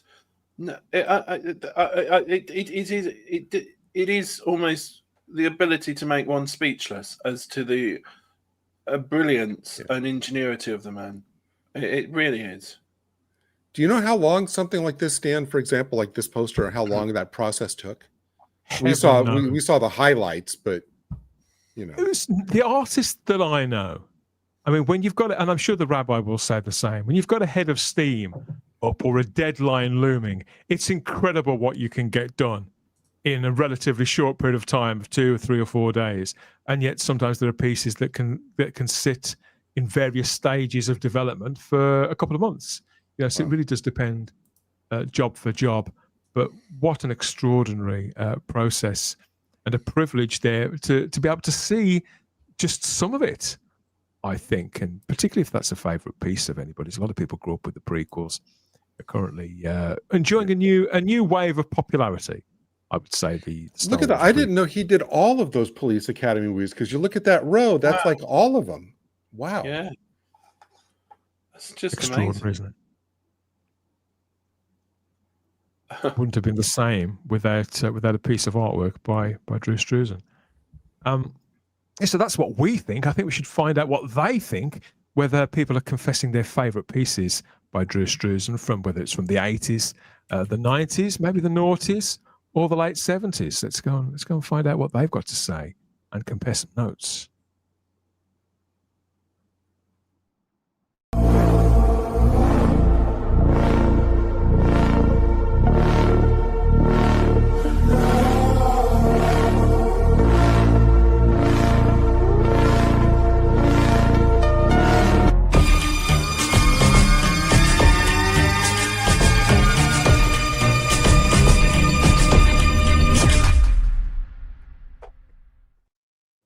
Be good and drop us a comment in the live chat. Okay, so who's with us? Who's stayed with us so far? We have Peter Harrington here. Says it sells a movie. A good poster sells a movie. I couldn't agree more. And Matthew Pounder says there have been many imitators and none are as good. Mm-hmm. Couldn't agree more. He was an exceptionally gifted movie poster artist. So many seminal classics, especially Back to the Future, for the films of the 80s and 90s, says Stephen Braddock. Couldn't agree more. The closest we get these days, Chris, according to Funky, are the Arrow Blu-ray releases with their reversible covers when they commission new artists for those. Some of them are very bold, aren't they? But again, the mission statement, I think, is different. The job is slightly different. You're selling you're selling people on films largely they've already seen. It's reinterpreting, although they are outstanding. And Scream Factory was known for doing great original artwork in the 2010s, back when they still cared. Now they make you pay an extra $50 to buy it off their site if you want it, which I'm not doing. But yeah, it's I guess the closest that we have to modern artwork is physical media. But I miss the days of when you could sell a film with a piece of art, because if I look at any film poster or streaming poster, I'm going to pass, because I think the art of everything is kind of gone in terms of visual art, in terms of filmmaking, music. I think the advancements of modern technology, which has made things easier, has really destroyed a lot of things. And movie posters is one. Practical effects is another. It requires actual efforts, unlike when you can just ask a computer to do it. Record albums recorded without auto tune and grid mapping. It's like I think I can genuinely say things were better back in the analog era. It's a computer can never replicate what can be done by a computer. This is why I say no matter how intelligent it becomes, AI will never be able to accurately produce human art in an original way, because AI does not have a soul. Mm-hmm. That's that is my word on the subject. Stephen Braddock's favourite is the Muppet Christmas Carol, too. Big favourite of a lot of people. And Peter Harrington asks, did he do Baron Munchausen? Yes, he did. That was one of his too. Masters of the Universe is the true goat of the 80s, according to Funky. And people lamenting the album art of the day as well. Lobby cards, lobby cards, photos, still photography. The art, it's the art of cultural relevance. It should be state protected, says DLM. Mark Milford says before STRUZAN, posters were often photographs or graphic layouts.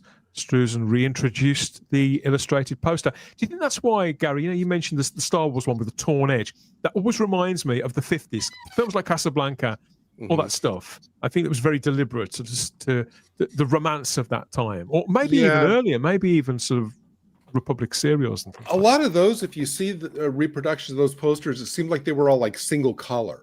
They were like either all green or all red, even the people in them. It's like all these kind of like mono color, very kind of striking. And I know that, I think a lot of the Disney live action stuff in the 50s and 60s also had art, not on this level, but it was also kind of illustrated and stuff. But as you said, this is next level.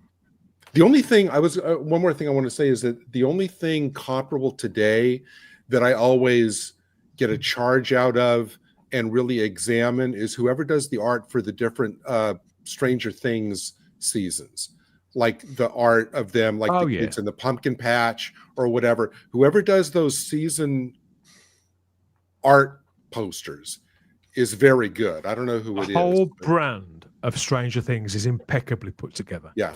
I saw some artwork today. I think it was on a cornflake package or something like that, David. And it had got what's her name's character, Millie Bobby Brown.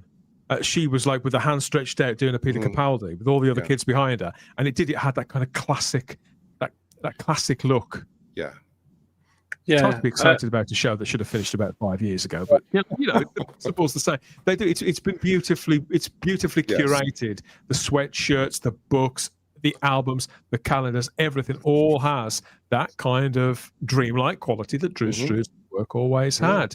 Lord Thoth loved the Blade Runner one. We got the Hellboy one is a favourite too of DLM. Always the first Cannonball run, says Lord Thoth. And Funky says, I don't think I've watched Adventures in Babysitting since I've got to watch 80s. it again. Get on it. Gary! Let's Gary Scott. I love this movie. You know why, David, this was such a great poster? Not this, obviously. This is obviously just the central image. But if you look at the whole poster, because it's taking such advantage of the fact that these posters are vertical pieces of art. And this poster with them, on a rope, hanging outside the building where you can see all the buildings behind them. Yeah, that absolutely. made use of the vertical framing. And you get the perspective of what they're doing as well. It perfectly sums up what's going to happen in the movie. That it's going to be chaotic and crazy and everything. And am I wrong to say that? And please jump all over me if I am wrong to say this, but I get the feeling that it had a certain sort of almost a little bit of a comic book style as well. If you know what I'm trying to say, I think that was intentional. He's trying to portray that this is just that bit different, and I'm trying to do my art in a different way. I'm trying to. Are you talking the Adventures in Babysitting one? Just in general, that that and the Goonies particularly. It seems more sort of like I could imagine the Goonies poster in a comic book if you see it in a comic strip. If you see absolutely. What I mean. Well, but David, cover. You know why? It's funny you mentioned comic books. You know what comic related image does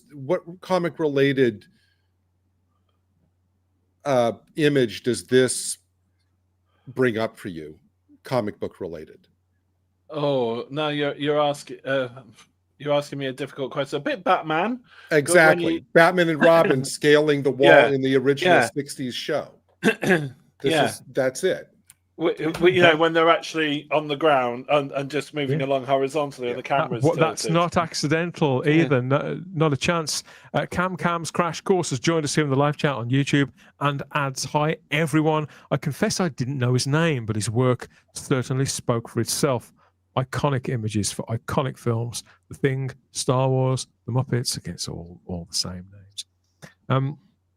DLM suggests a section on Africa movie art. No, thank you. No.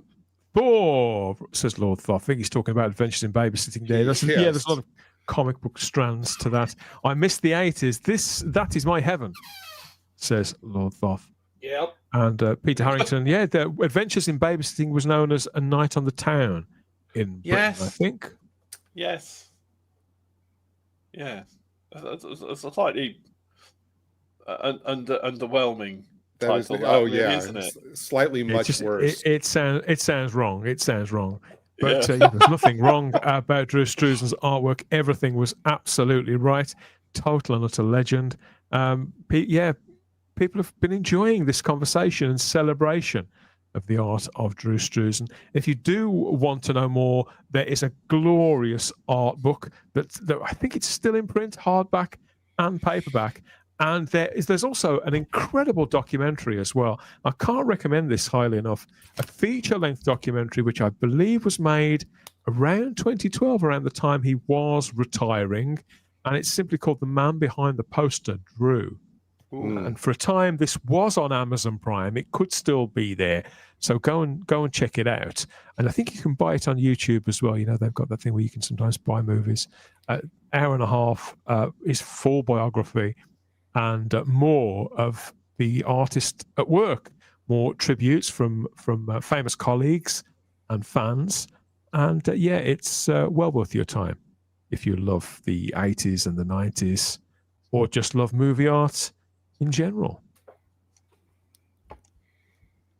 I'm curious, Dan, do you know, did he go to art school for professional training, or was he more just self-taught and this was he was like a prodigy? I believe he was trained, but it was raw talent too. Tutored in the same way that people would have a raw talent and they'd go to the Joe Kubert school for comic book art. Right. Yeah. It's that kind of thing. We go to the right establishment, and you would be set on the right track. To take raw talent and instinct and channel it in a very commercial way. Because the truth of the matter is that this was artwork used to sell something. We get very romantic about this, but to him, it would have been, when he was first doing those album covers, it wouldn't have been any different to doing a half-page house ad in some woman's own magazine or something like that for rice pudding. You go job for job, exactly like that. In Britain, Jeff Cummins, I've interviewed Jeff Cummins, the Target Books artist. He's another one. He's probably the closest equivalent there is in Britain. A lot of work for Paul McCartney and other huge recording artists, synonymous with a certain British show, and several Target Books adaptation covers. But he's done so many things. And it's only since I spoke to him and I've got to know him a little, I've realized that he did lots of covers for things like Radio Times, that when I was a kid learning about illustration, that I tore off. He never got credited for those because he was just a jobbing commercial artist in the same way that Drew probably was.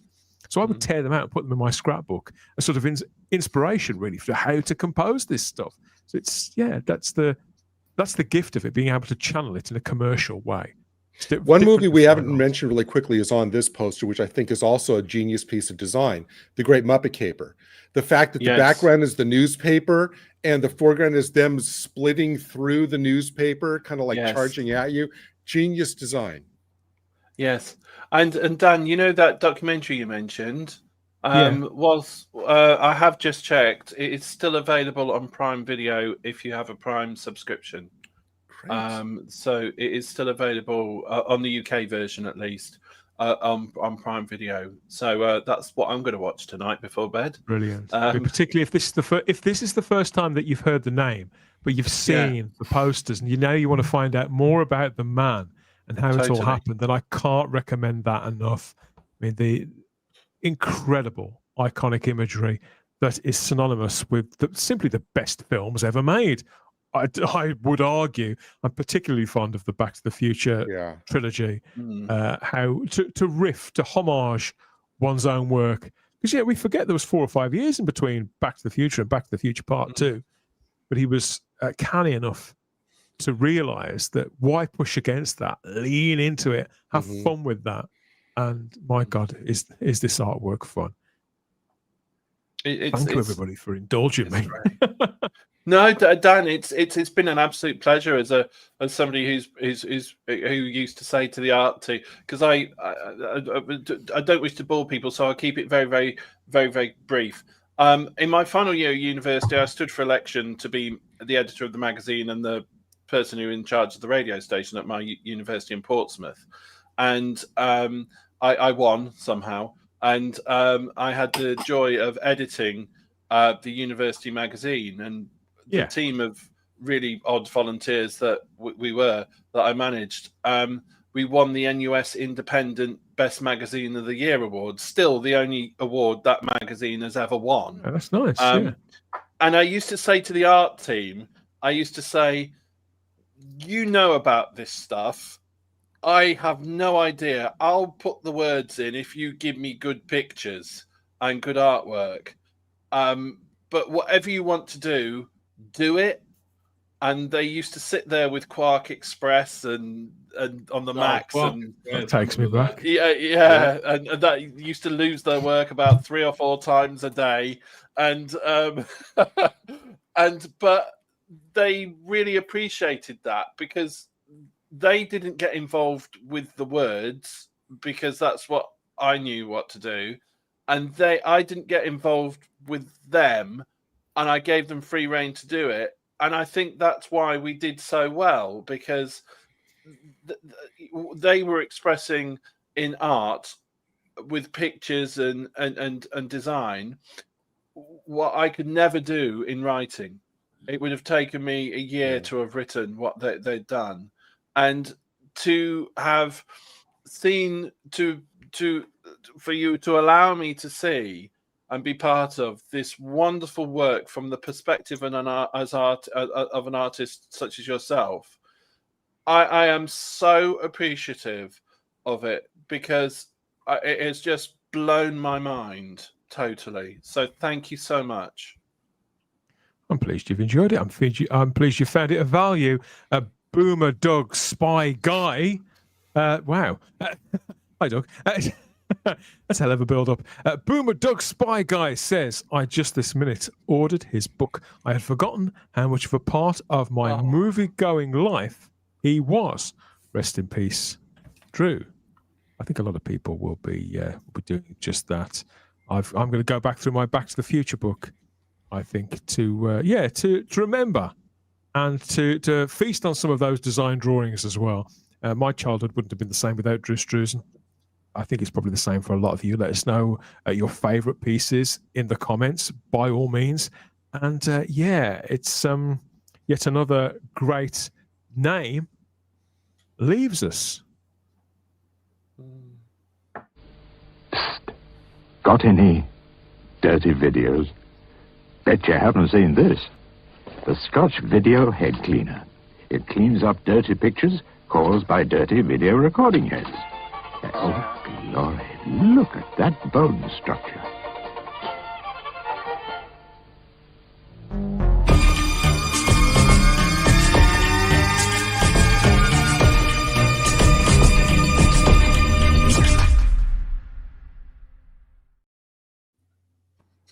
Back to the shelves for our Blu-rays, DVDs, 4Ks, maybe a bit of VHS here or there to check in with what's new, what's news, more to the point, in physical media this week, and some alarming rumours I've heard from our friend Chris.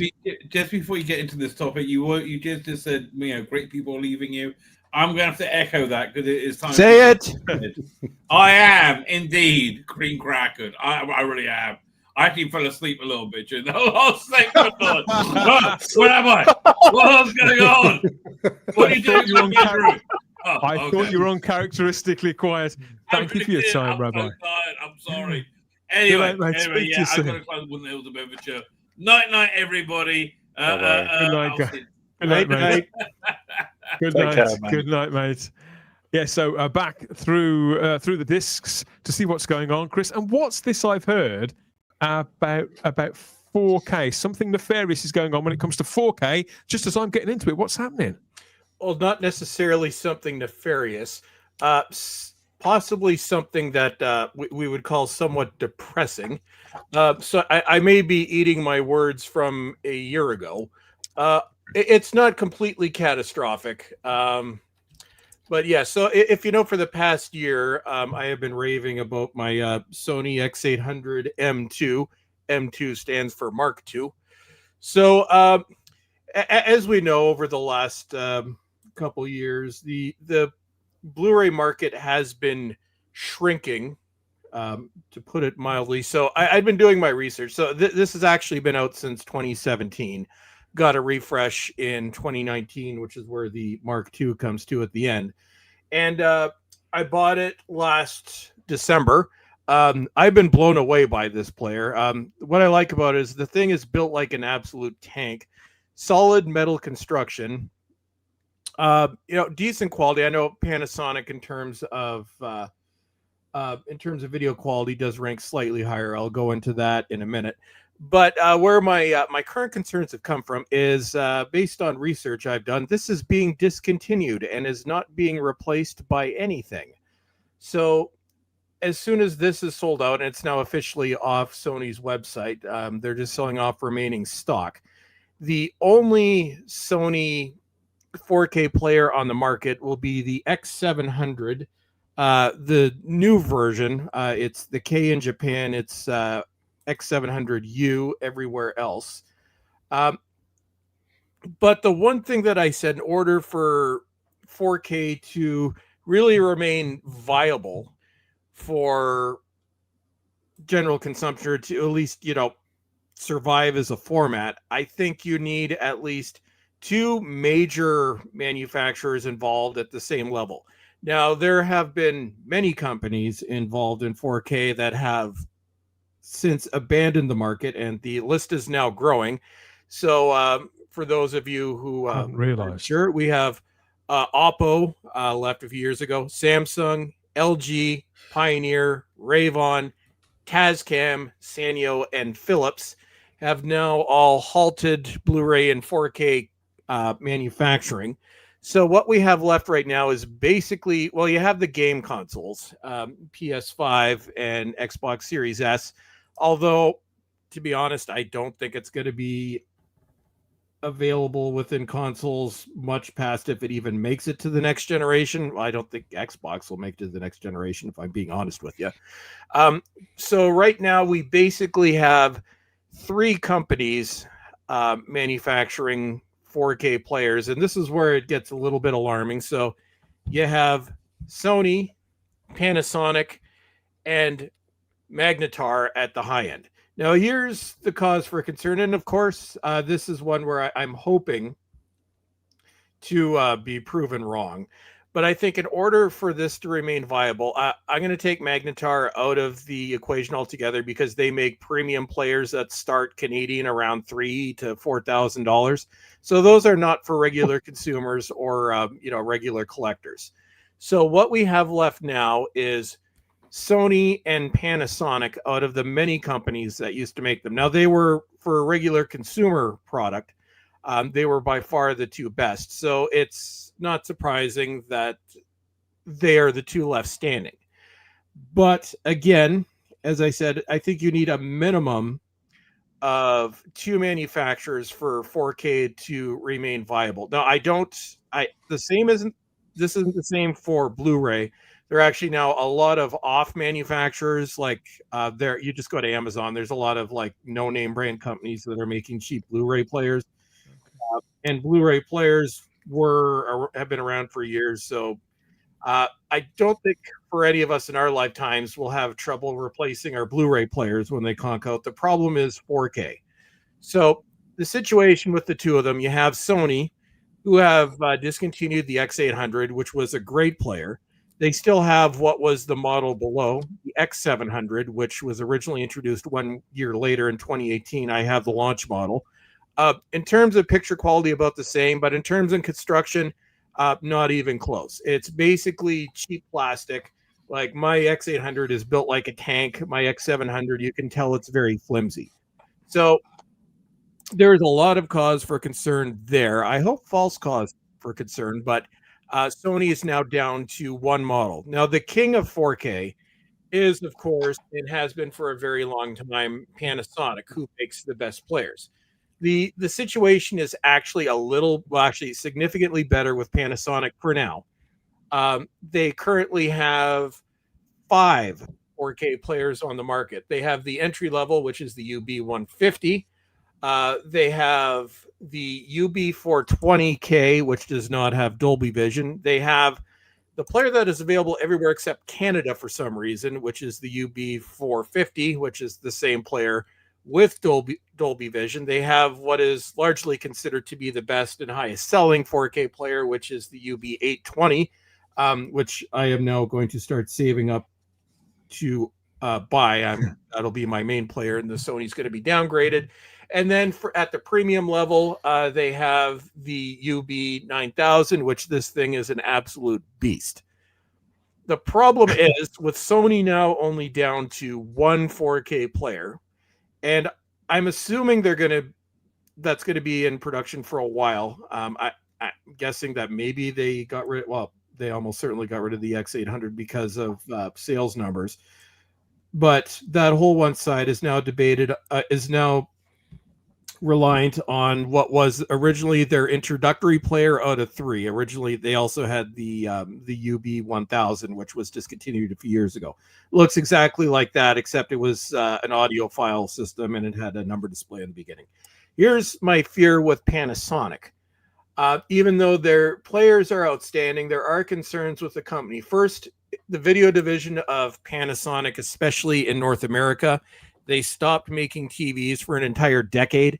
They re-entered the US market a year ago. They have not re-entered the Canadian market. And there have been rumors swirling for the last couple of years of Panasonic looking to sell their video division altogether, which would include, obviously, the 5 4K players and the 1 Blu-ray player that they still have in production. So basically, cause for concern with both of the remaining regular consumer companies. Sony, 1 player. I don't know how long that's going to be around. And Panasonic, a lot of players, but instability.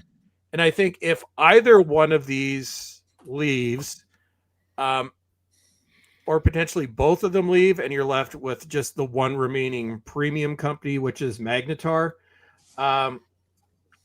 that's going to spell the end of 4K, because even collectors do not have $3,000 to $5,000 to spend on a player. 4K wasn't around long enough, and it never had the adoption to really have a robust used market.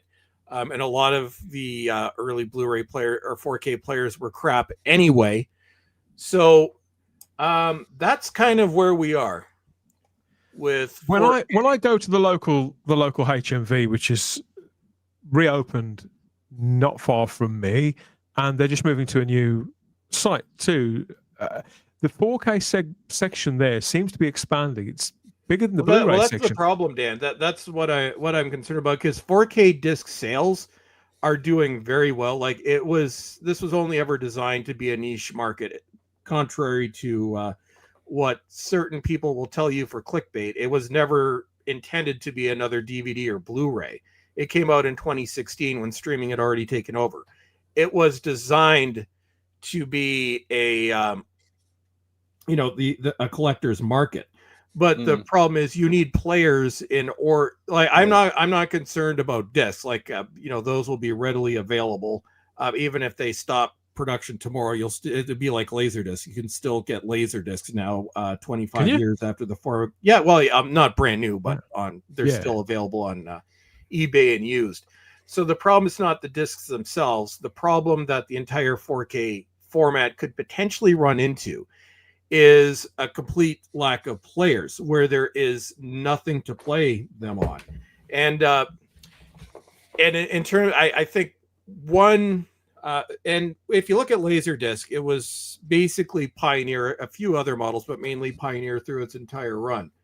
But even Pioneer, they actually had a, it was the LX500, I believe was the model number, in 2019. I actually wanted to get this. It was retailing for $1,000 in Canada at the time. Then the events of 2020 happened. So that player was barely ever available in Canada. So Pioneer almost just briefly got into the format as an afterthought. So the problem is, if Panasonic, say, does sell its video or its video category to somebody else, will they see the profit in continuing 4K, let alone 5 units, just one? And Sony, what if the X700U doesn't sell because Panasonic does control the market? They discontinue that. That leaves you with basically one acquisition away from this format being completely dead. And this is completely different from what I was saying a year ago. A year ago, we were in a much better position. Sony still had 2 players. Panasonic had 5. LG, their players were crap, but they were inexpensive. Yeah. Philips was still in the market, even though it was crap. That was still around. Rayvon was still in the market as a medium tier system, although they've since Rayvon was owned by Magnetar because of the cost of manufacturing optical drives. They dropped that altogether, which is why they have players for like $3,000 to $5,000. And the problem is the optical drives themselves, because optical drives are now, it's a niche technology. So I don't think there might maybe be one manufacturer left for optical drives. So it's alarming for those of us who love physical media. Blu-ray, I'm not as concerned, because you go on to Amazon right now. There's like 5 off-brand companies that make Blu-ray players, plus companies that were in business that just never sold them. So you'll probably be able to get Blu-ray players, which is nice.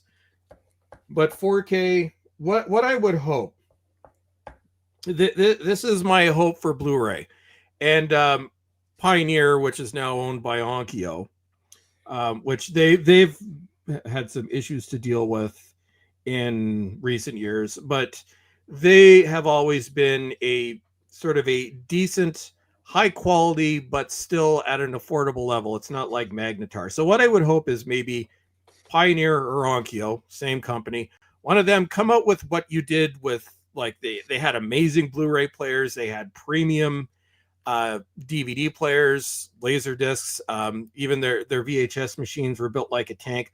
What I would like to see is a company like Pioneer re-enter the market. I would pay $1,500. It would take me a while to save up, but I would pay $1,500 for a Pioneer 4K player.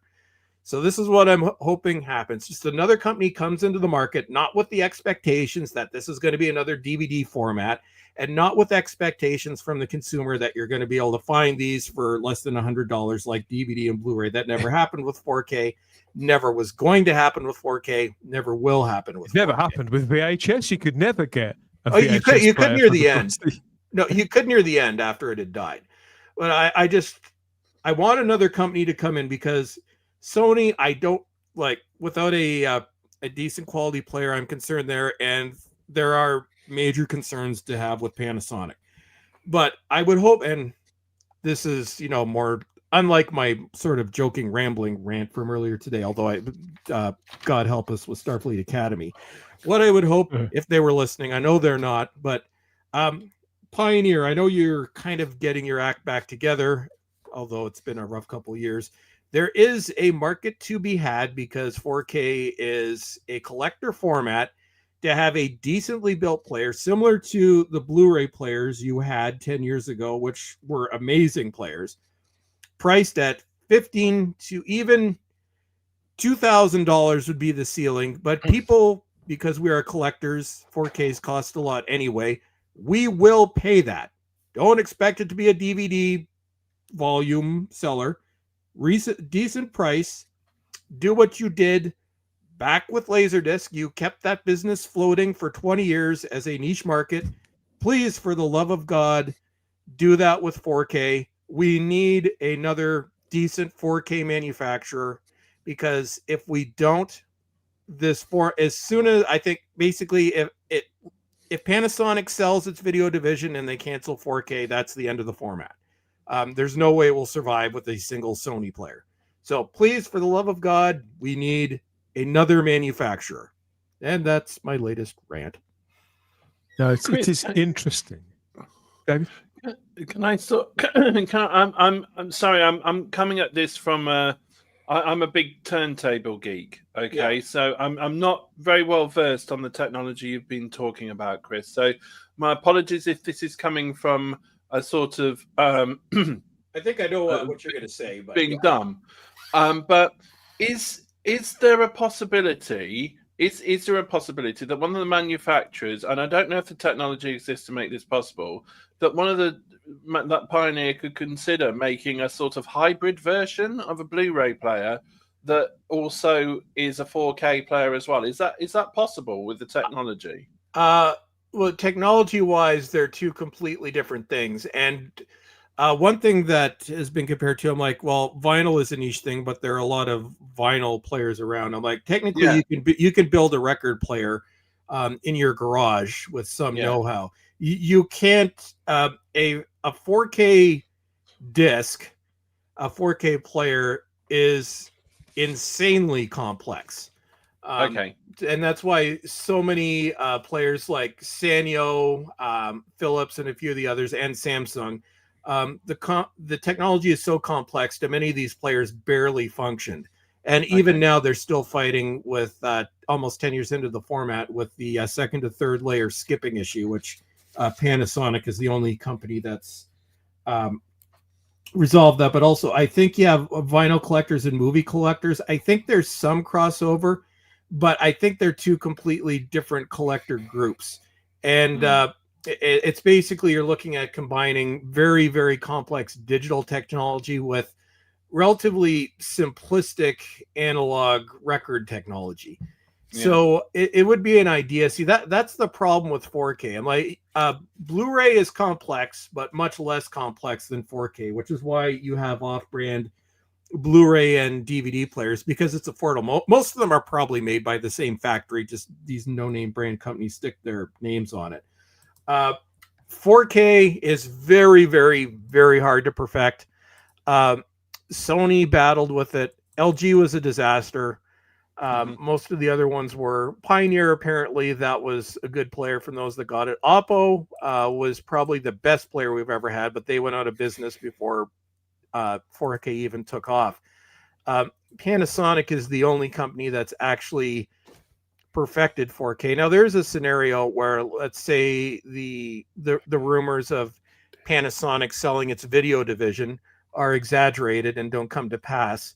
I think the format could survive as long as Panasonic is willing to stick behind it. Right now, 5 players from a niche format is pretty impressive, and 6 because they actually have one of the best Blu-ray players that I've ever bought on the market as well. Yeah, I've got a Panasonic Blu-ray player. Yeah, I've got the 450. Yeah, but the problem is just the presence in North America. Like the problem is Panasonic bet their entire farm on plasma TVs, which resulted in them basically having to leave the market when plasma TVs died a quick death in 2014. They did not come back to the US until earlier this year, a very, very niche market, although their TVs are outstanding. Based on tests, they're the only TVs that can stand up to Sony TVs. But it's so niche, it didn't even come back to Canada. You still can't get a Panasonic TV in Canada. If it was Sony that had 5 units and seemed to be this supportive of the format, I would say awesome, because Sony basically invented Blu-ray and had a major part with a few other companies in terms of inventing 4K. So it's a mixture of the instability of Panasonic and the fact that Sony is now giving it minimal support. And with video game consoles, 2 issues. They are not on the same level as even a cheap 4K player. And 2, physical drives, I'd say by the next generation possibly are going to disappear from drives. And also PlayStation 5, that's Sony.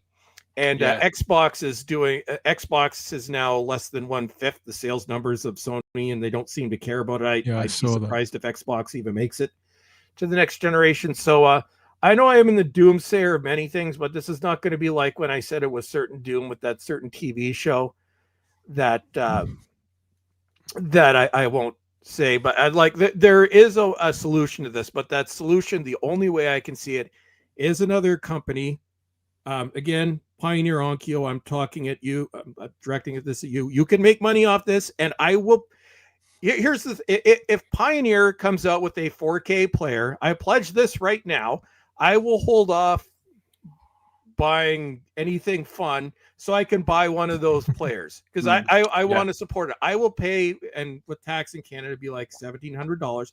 I will pay that for a Pioneer player just to support the format. And I think Pioneer is the only company that can really do this because Samsung, LG, Tascam, Philips, their players were all junk. And if they come out again, they're junk. That's the main reason why they're out of business. They made trash and nobody wanted to buy their players. So Pioneer, please, for the love of God, come back. Okay, that's the end of my depressing story. So who's depressed now? Have I depressed everybody here thoroughly? Yeah, I feel like I'm getting in on something, which firstly, I wish I had have done years ago because the discs that I've bought, the quality of them is extraordinary. I like, generally speaking, the market. I think, yeah, you have got some piss taking going on. Some of the prices are ridiculous. 60 quid for Quatermass 2, however many versions of it are in that box. Seems extortionate to me.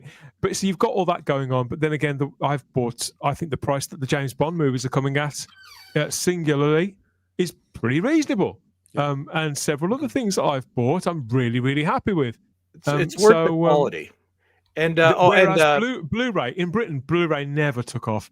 But 4K, it's not going to take over because streaming's a thing. But you can see that 4K is definitely established in Britain for the people who are still invested in physical media. And I think it has got a few people back into the habit and maybe thinking of going physical again as streaming platforms all put up their prices. I'm definitely seeing a greater visibility of 4K than I ever did of Blu-ray.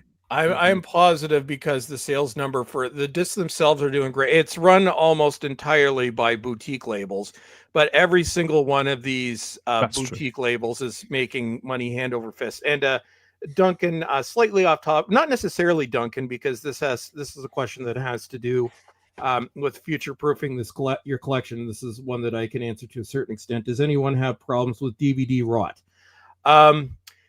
Disc rot, for those of you who don't know, is basically the degradation of disc-based formats where the layers start to separate. Some format types are worse for this than others. CDs are susceptible. Early manufactured DVDs are susceptible. HD DVD, thank God that never took off because that entire format is now unplayable. It was a flawed. They wouldn't have known this at the time, but most HD DVDs have since developed disc rot, especially if they're Warner, and are completely unplayable. The advantage of Blu-ray and 4K, and this innovation came out with Blu-ray, and you can thank Sony for this, because Sony basically invented the modern disc format with CDs. When Blu-ray came out as originally the replacement of DVD, but then became a niche format, DVD was never intended to be the primary format. It was meant to be an in-between between standard definition and high definition. Blu-ray was supposed to eventually be the default format, but eventually we went on to 4K.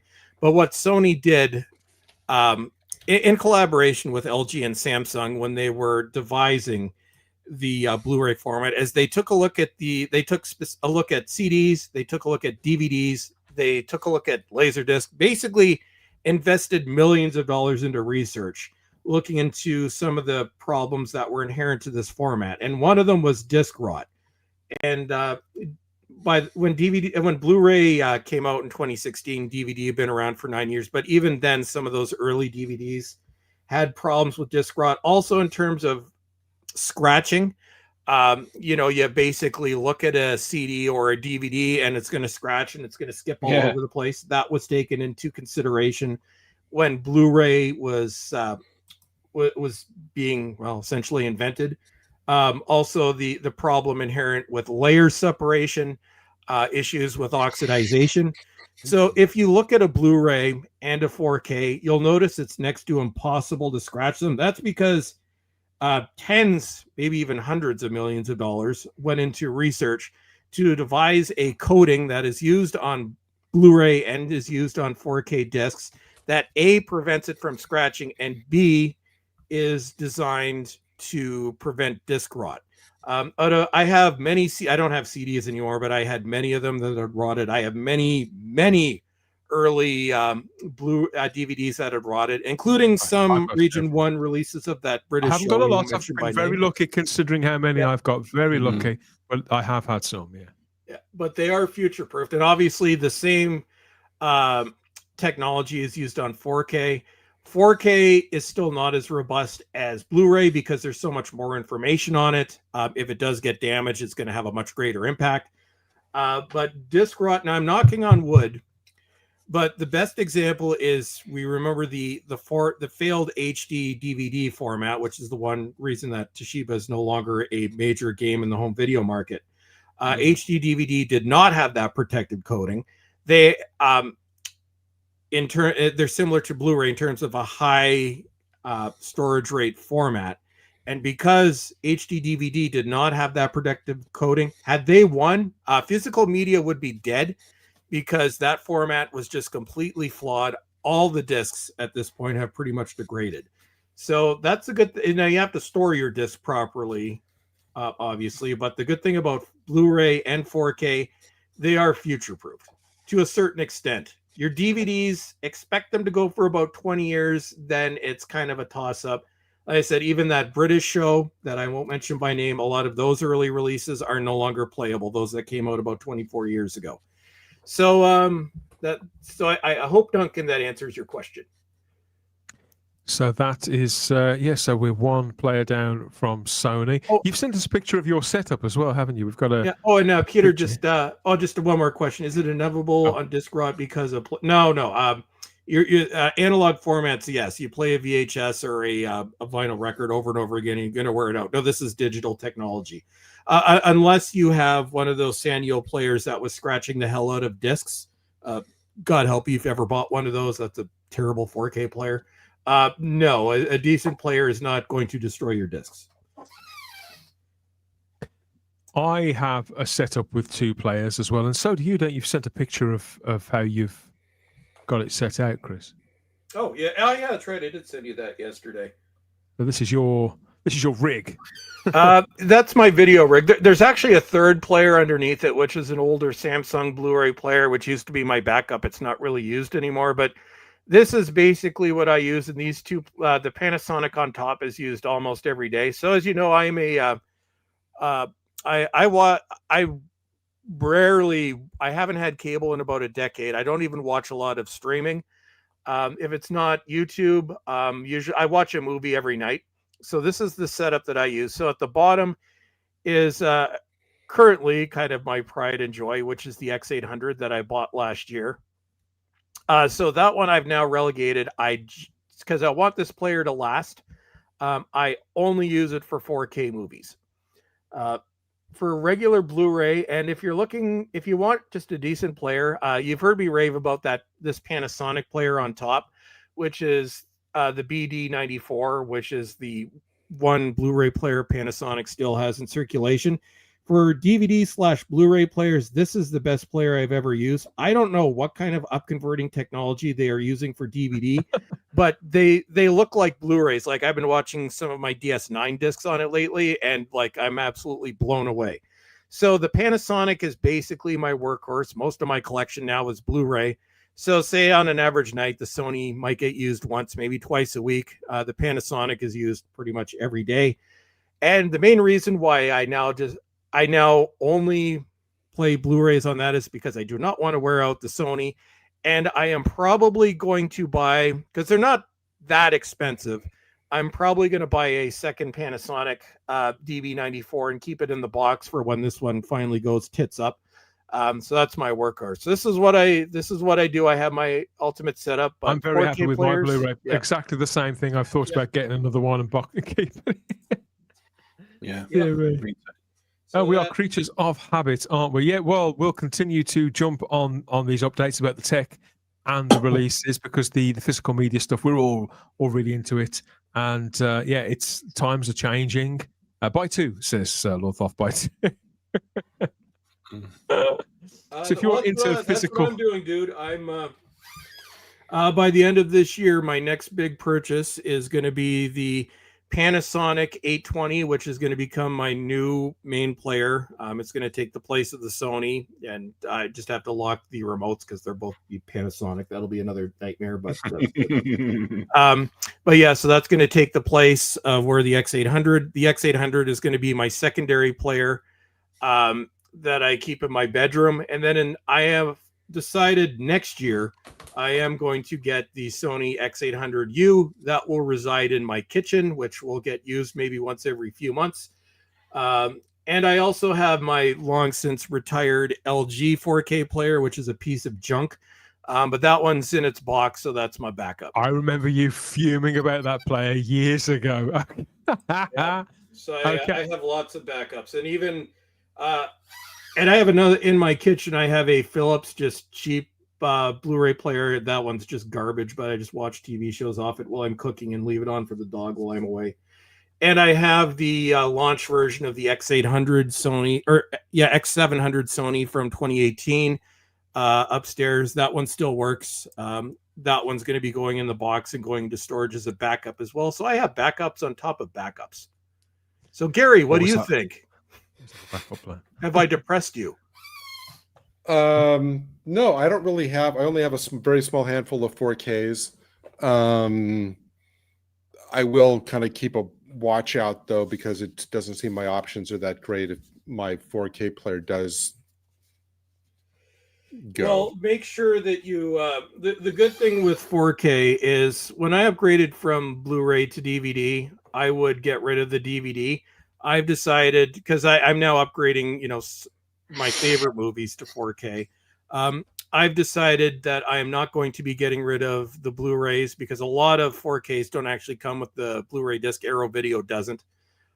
So anything that I have on 4K, I want to make sure I have a Blu-ray backup, because Blu-ray will be a lot easier because of the off-brand companies and because of the fact that it's been around for 20 years. You can find a player used. So yeah, unfortunately, Blu-ray is the most robust format. So this is me bringing terrible news, and God, I've been rambling for half an hour on this now. I am so sorry, everyone. Dan allowed me to get on one of my trains. But I think this is important information because we do cover physical media, and I think this is something to be aware of. A lot of people do like the physical media content that we're putting out as well. So if you're into physical media, people who are into physical media, either the tech or the releases, that expanding market, that boutique market, let them know about what we're talking about here. And we'll be expanding that as things move along. So yeah, thank you everybody for all your interactions and your ear, I suppose. And what we'll try and do is we'll get on new information, positive or negative, concerning or celebratory, here at the Spacebook Live for all your physical media nights and needs. That's how I'm going to look at it from here on in. Okay, I think we do need cheering up after that though, and I can think of nothing better, Chris, than this. Oh, you got me walking side to side.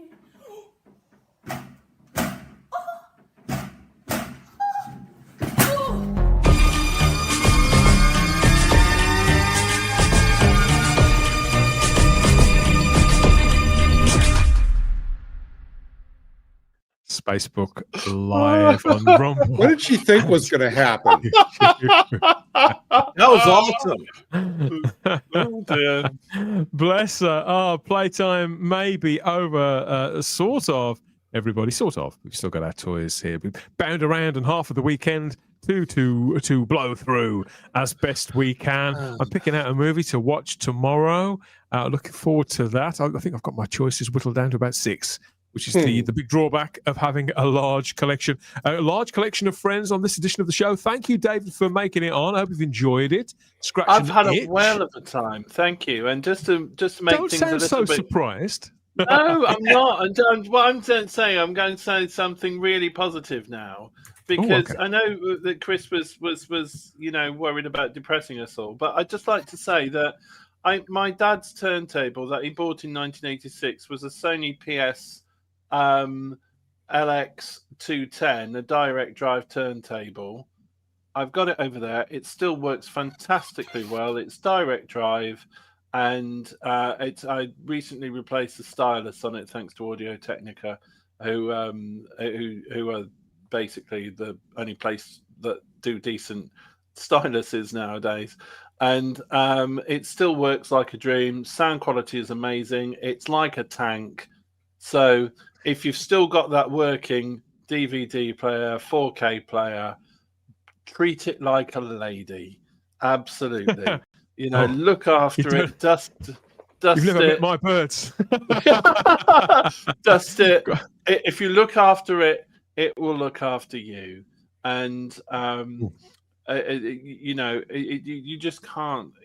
So there's, if you've got the working machinery, as Chris rightly says, just look after it and treasure it. So that dust is your enemy. Yes, exactly that. Totally. I keep a Swiffer feather duster near my players. Dust is not your friend. Cleaning tips as well. Funky's going to watch Masters of the Universe after tonight. I think he means the movie there, because we had the poster up earlier on. I'd love to do some sort of deep dive on that film. I'm really, really fond of it. Actually, I'm going to watch that tonight. Yeah, and the cartoons as well. I'm a big Masters of the Universe a fan. Keep an extra in reserve, says Matthew. An extra panelist or extra player? And I could do my best. but we'll see how we get on. Okay, yes. So thank you for joining us, David. I'm glad you've enjoyed it. Yes, and as for the rest of us, we'll do the rounds as ever. Chris, it's been great to have you on. Obviously, giving us the update there about physical media, but there is another topic too, which you provide regular updates on. And we are wondering, as the nights are certainly drawing in and concerns mount, is there any word on Frank? Because obviously the family, they had disowned him after the business with the hat. I can't say I blame them under the circumstances.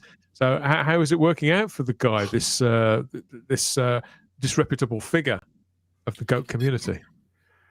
Well, so as evidenced by the photograph in my avatar, we've had another update. So as you know, we've been following the situation. So Frank had been he'd been stolen from jail by creepy people. They forced him to wear a dress. Then he decided it would be a good idea to lead a cult. And then, as we'd been updated about a month ago, it looked like Frank had accidentally conjured Satan because he's a moron. But unfortunately, the plot seems to have thickened. Based on this picture and recent reports, it seems that Frank has now accidentally gotten himself possessed by Satan. So, so as I said, the end times are coming. The mainstream media is obviously ignoring this as usual.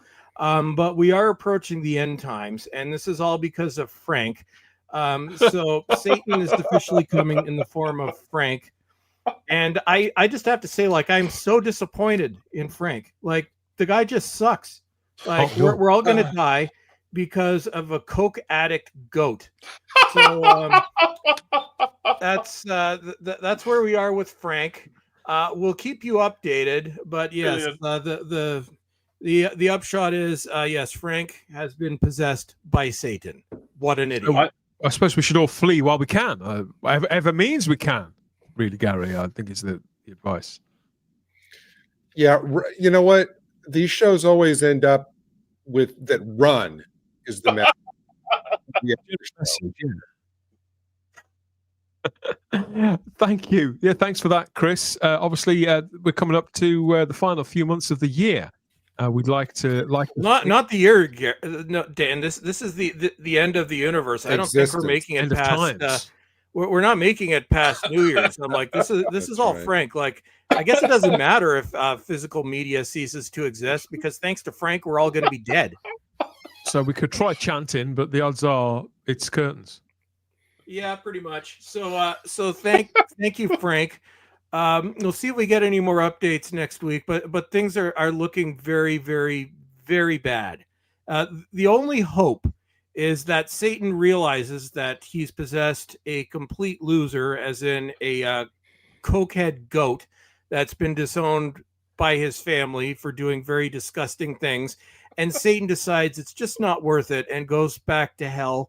That's where Hollywood resides, and just leaves us alone. But unfortunately, we're screwed. So this is all Frank. I'm like, just sorry, guys. It's been a good run. We're all screwed. Funky says, Merry Funky Christmas. suggested a He-Man night on here would be great. You've had a He-Man night tonight. All this testosterone here, the five of us on this edition. That's just the rabbi. So what more do you want? Heavens above. If you want to catch up with the rabbi from the planet, you know where to find him. I would say it's over on YouTube. Even if you're not on his channel, you can probably hear him anyway if you just open a window. It's the way that I tend to do it. And follow him over on X. He's always up to something. And if only to see those thumbnails, those unforgettable thumbnails that now move and wag their finger and wiggle everything in your general direction. So go and get the full effect and follow the rabbi on X is my suggestion, Gary. I don't think people can go far wrong with that. How about you? No, it's always watching his thumbnails is always very gratifying. Just a warning, folks. If you work, you don't want to be looking at his thumbnails at work, because you're in trouble. Now you can watch HR could get involved pretty easily. That could all go south. We love his thumbnails. They're very spicy, but they're not HR friendly. When the He-Man thing was mentioned about Rabbi, I had for 1 minute I had a disturbing image of the Rabbi in spandex, and I'm very disturbed. Okay, so you don't know about his ritualistic goat's hair underpants that he has to wear now and again for one of these various holidays. It is hot. It is hot. In his sukkah, I think they call it. Yes, bless his heart. So he's probably he's 2 sheets to the wind, I would imagine, right about now with his crackers well creamed. But catch up with him, no doubt, on his YouTube channel. I would imagine tomorrow he's out there. He's streaming and rambling in the way that he does. Thanks again, Chris, for your various updates and contributions. And the Drew STRUZAN conversation is it's one that I feel really needed to be had. So I'm glad you were all feeling it, whether you could put a name to the artwork or not. It's a fitting tribute. So thank you all. Cheers. Yeah, nice walk down memory lane. Absolutely. Time for us to hit the ignition. I feel we'll be back next time. We've got some sort of general plans about what we're going to be talking about for the rest of the year. Every Saturday at the Spacebook Live here on YouTube and on Rumble too. So stay tuned. You don't know what's coming next when we get back out there somewhere for another roam around. But until then, you enjoy the rest of your weekends, and we'll catch up with you wherever. Bye-bye. Bye-bye.